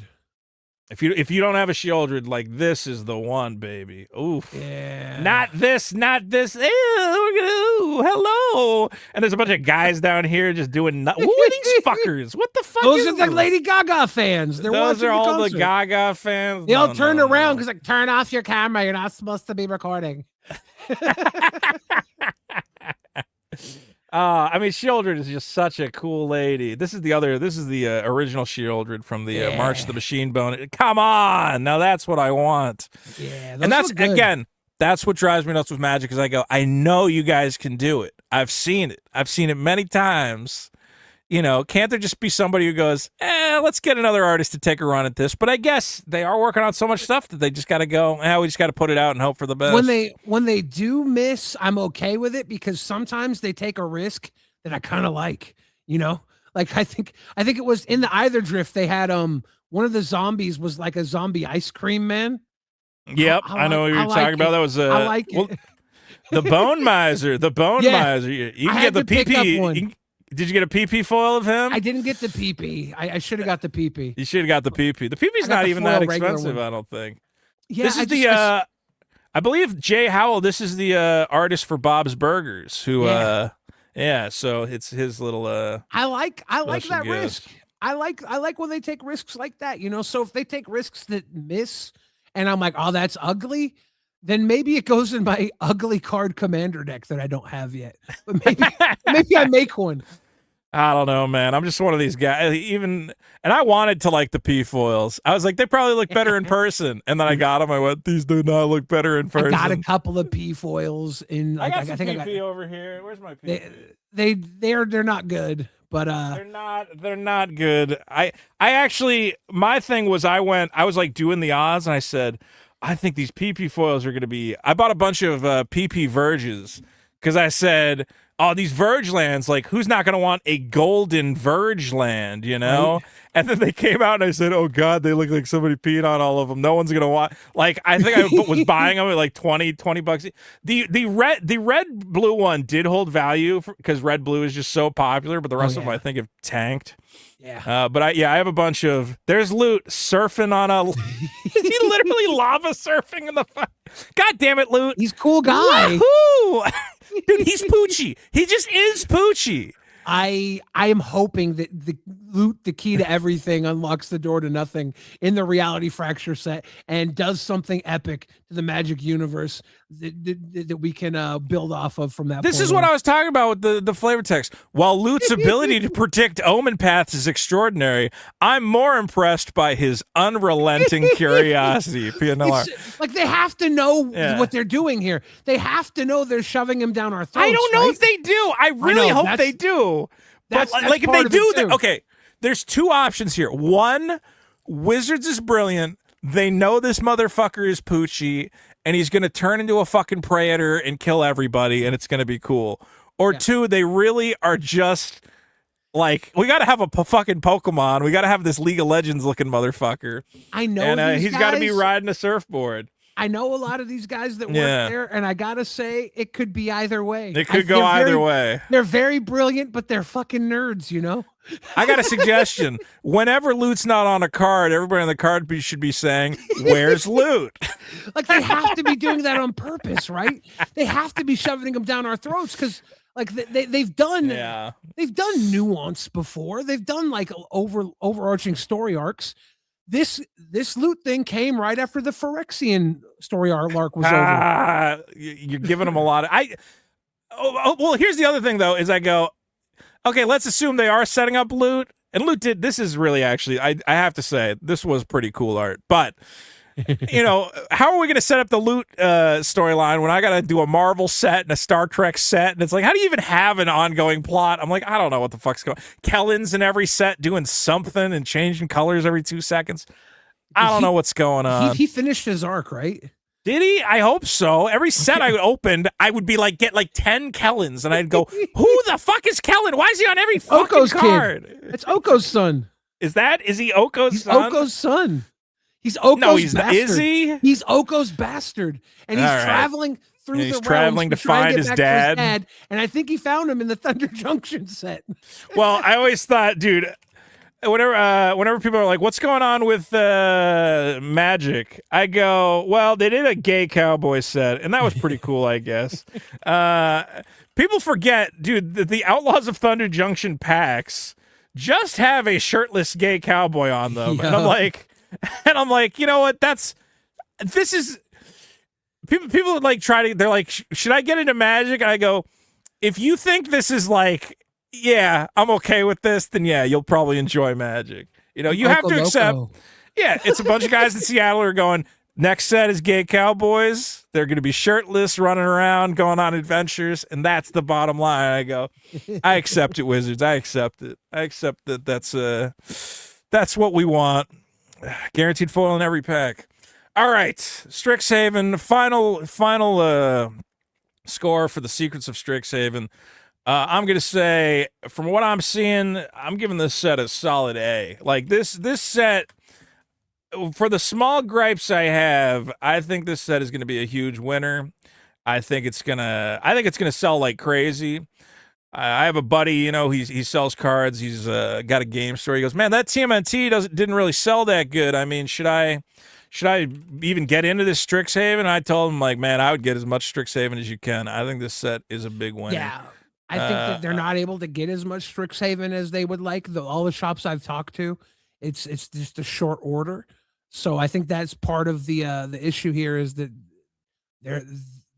I wonder if Wizards didn't see. I also want to know, is Wizards like, let's not print a lot of Strixhaven because we really got to save our wad for Marvel, or did they know like, hey man, you got Force of Will, you got a Japanese Force Will, you got a Japanese Vampiric Tutor, you got 5 Elder Dragons, like people are gonna go nuts for this set. I don't know. I don't know if they know. I don't know if they know their fan base. There might be a supply run issue where the first wave isn't all coming out at once. Because I heard something about the commander decks and the bundles are on a delay. They're not getting all those. Strixhaven? Yeah, so there could be something there. I don't know that for sure with the collector booster boxes. But also, you know, they had to know this was a home run. But like, why not keep it limited when you have a serialized card in the set? You're stuck to like a limited amount, right? If there's 500 of these cards, and there's the serialized reprint, and the percentage you get one, that percentage tells you how many boxes is out there, basically. Right. 500. No, I mean Wizards has actually one of the few things Wizards has done is be very clear that they're like, we're not reprinting collector boxes, which is great. Yeah. For collectors of the game, for like, you know, if you buy, you know, an $80 Final Fantasy pack, you know, tomorrow there's not going to be 100 more boxes on the shelf, and you go, oh well, fuck me, you know. So I hope that they realize that they got a big winner here. They got a great set with a lot of stuff people are excited for. It's just been interesting where like somebody recently asked Mark Rosewater, you know, hey, you know, are you upset with Spider-Man? And he said, no, Spider-Man's one of our best-selling sets. And I go, well, best-selling to all the people, all the retailers and local game stores who thought they were going to get another Final Fantasy went absolutely nuts and bought up all the stock and now can't move it. You know, it'll get moved, just not at a fair price, right? Like, if they went in on Final Fantasy numbers, they got screwed. Oh, they got completely screwed. Yeah, I'm buying, dude. I bought Spider-Man boxes yesterday, $80 a box. They're in the dumpster. So, I will say. But here's the thing: is does Wizards care? Wizards doesn't care.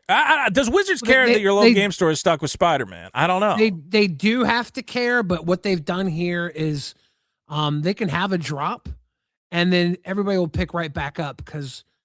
The collector booster boxes are really an advertisement for the set, right? Like, not everybody's going to spend $400 or $500 on a box, but you're going to hear about it. You're going to go in, probably going to pick up a play booster. The common fan will be like, I'll get a play booster box, and that'll be my big splurge. But they're coming in because of all the talk about the collector booster boxes, right?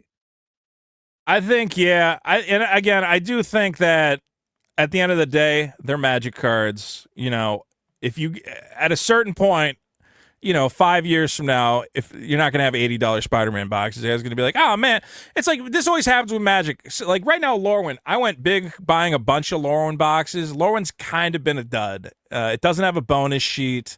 And again, you're kind of, once you get the few cards you're looking for, there's not a lot of stuff people are trying to get play sets of. A lot of people are just like, oh, I need this Lord for my commander deck or whatever else.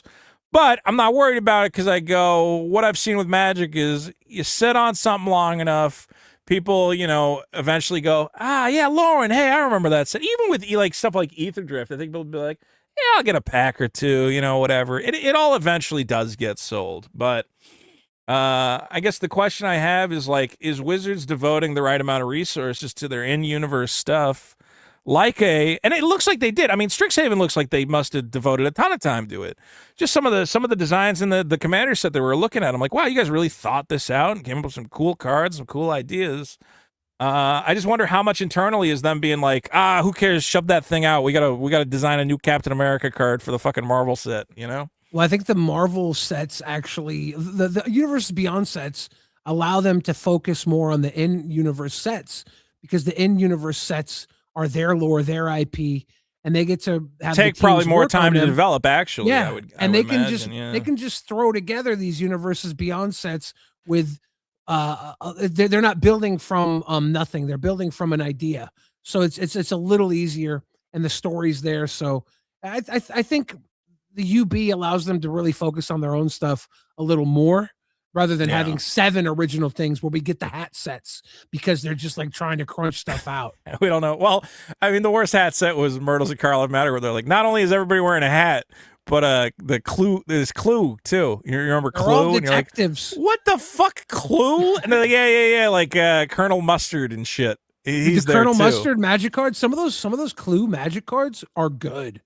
Like Yeah, they are. I Clue think characters. actually Headliner Scarlet, which is Mrs. Scarlet from Clue, is actually a good card. Although the price has gone down because there is a lot of Clue out there. But yeah, every one of those boxes came with a foil Shockland. Like I got a couple sealed Clue boxes. Honestly, whenever they were they got like discount. They were on Woot for like $20. I should have bought more of them because every one of them's got a Shockland in it. It just is fucking weird where I go, did you have to tie it into Ravnica? Like every time I go to Ravnica, I got to be like, I wonder what Professor Plum's doing on Ravnica.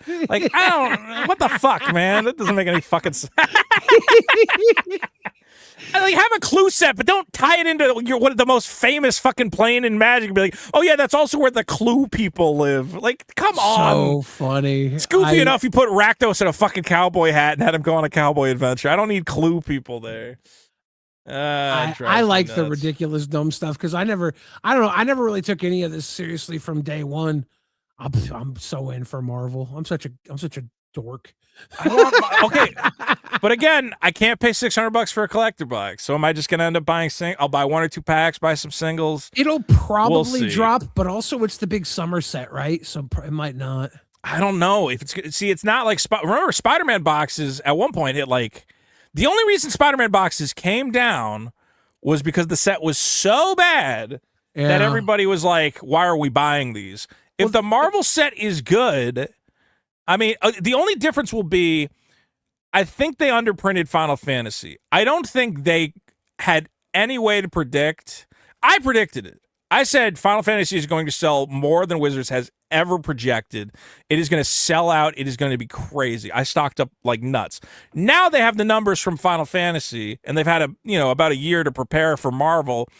I think Marvel, they might print enough that you're not going to have a run the way you had with Final Fantasy, where they just did not print as much as I'm sure they're kicking themselves going, we could have doubled our print numbers and sold out.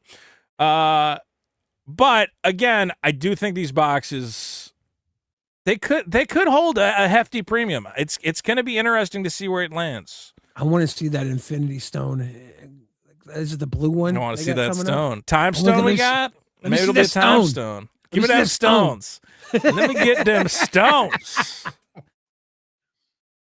Well, me and Billy will be cracking packs trying to find some stone. You get a soul stone at least? You got a soul stone? I didn't get the Thanos one. I didn't get the buying one either. Think about buying one. I really am. The Thanos stone? Were you nuts? It's like a grand. It's like a G, it's like a G, but it's gonna go up, right? It's gonna go up. I mean, it is one of these things where I go, it could. It's definitely the singles market for Magic right now is absolutely nuts. It's like absolutely nuts, and I am looking. If you look at other card games, dude, if you look at what's going on with Pokemon, if you look at what's going on with sports cards, Magic cards are actually lagging behind in terms of value, in terms of like these catastrophic price increases where, like you got Shohei Ohtani signed fucking baseball cards going to like, $1 million fucking dollars. In that realm, should a Soul Stone not be $5,000, $10,000 in a world where a Shohei Ohtani is like $1 million? I don't know. I think this is going to double in a couple years. I think it'll be $2,000 at least. It was there when it first came out with the hype. Yeah. But man, Mana Crypt, unban Mana Crypt. Well, I'm not even looking up the right one. Here's my current conundrum, Billy, is have you seen the price on this guy? Oh yeah. $1,800 on the Monovault. Now in the other room, Billy, I have 10. I think I have 11. I have 11 Fallout Secret Layers from the drop from like 3 or 4 years ago. I mean, I gotta crack them, right? I got. What are the guaranteed singles worth in those things, right? Fucking nothing. The guaranteed singles. Well, they're not 1,800, and the bonus card out of them is like wastes for like Fallout, which is not I had somebody buy. I think I sold 3 of them, and we cracked it open. And we got wastes for a $3 bonus card in there. You should buy $1,800 worth of these boxes. Yeah. Open them and see if you get your money back. It's not the worst. I mean, what is the Fallout Secret Layer right now? Fallout Secret Layer. I'm actually surprised that not the TV show one, right? Not the TV show one, no. So you can get the non-foiled edition. You get the cheapest one you can get for $75. You could take a swing at an $1,800 card. I mean, and then sell out all the singles. Yeah, I mean, you get a winter orb, you get a Trinisphere, you get some money back. I have a bunch of the SpongeBob ones. I was selling them to this guy who's really trying to get the Smothering Tithe, and I keep telling him, dude, just go buy the fucking Smothering Tithe at this point. He goes, nah, I gotta open it. I gotta open that what's the SpongeBob Smothering Tithe? 600? I'm actually surprised that one has not gotten up to now, $1,000 at this point. How much are the SpongeBob box? Because this might be a YouTube series where you just drop $2,000 on secret opening layers, SpongeBob. Trying to trust me, them. dude. We were running the numbers. I think the cheapest one is the lands. I think it's lands under the sea. SpongeBob. Does he come in the lands too? Yeah, there's a bonus card in every one of these. So you can buy lands under the sea, which comes with a bunch of SpongeBob lands. They don't have a picture of them here. These are $50 each. So you could buy what 12 of these and just hope to hit and then if you hit a Smothering Tithe, why buy 12 when you could buy 40? Yeah, and then open 2 Smothering Tides. I spent $2,000 on SpongeBob lands. Did I hit a Smothering Tide? Look, I'm all about finding the next great scam. I don't think SpongeBob lands is the next great scam. I don't think the math. Make a good thumbnail. This is Kramer and Newman in the car going, but wait, if we return the bottles one state over, then I've done the math. The gas, it doesn't work out. I love it. That's how everybody starts a card store, right? They're like, no, I got all the cards. No, I got a system. I got a system. There's never a system. The only reliable system, guys, is to buy Japanese Magic cards from your good friend Vito over on Whatnot. Guys, you can find me at here youtube.com/draftmagic, where I'm posting my Magic videos. You can also find me on whatnot.com/invite/Vito. Just for signing up, you get $15 off your next purchase. So you can buy some Magic cards from me. We'll crack them on stream. Maybe we'll get you an Edgar Markov. Billy, where do we find you? Seems like you're in a state of flux. Billy the Fridge on YouTube, Instagram, and Twitter? Is that a thing? X? Twitter, yes. Yes. It seems like you're moving on to some new exciting projects. Yeah, I'm going to become a mime. Well, guys, follow Billy on Twitter. Follow him on YouTube. And hopefully me and him, we can chat more about Magic cards. I think we had a good time. Yeah. We had some good topics. And now we're just going to go buy a bunch of SpongeBob cards with all the ad revenue we make off this video we're here. We're getting rich! I'm getting that Bumble Flower from you. No, I'm never getting that Bumble. I'm never getting that Bumble Flower. It's not happening. It's in such a bad deck. It's like a tier 2. You motherfucker! Don't tell me it's in a bad deck. It's a $5,000 tier 2 deck. Oh it's so my bad. God! A beautiful card. Strixhaven coming April 24th. And as a reminder, I will be at MagicCon Vegas. Come say hi. I'm going to try and guilt Billy into coming. Billy, you got to go to MagicCon. Come on. I'll see if I can swing it. We'll see if you swing it. All right. Take care. God bless. And keep playing Magic the Gathering.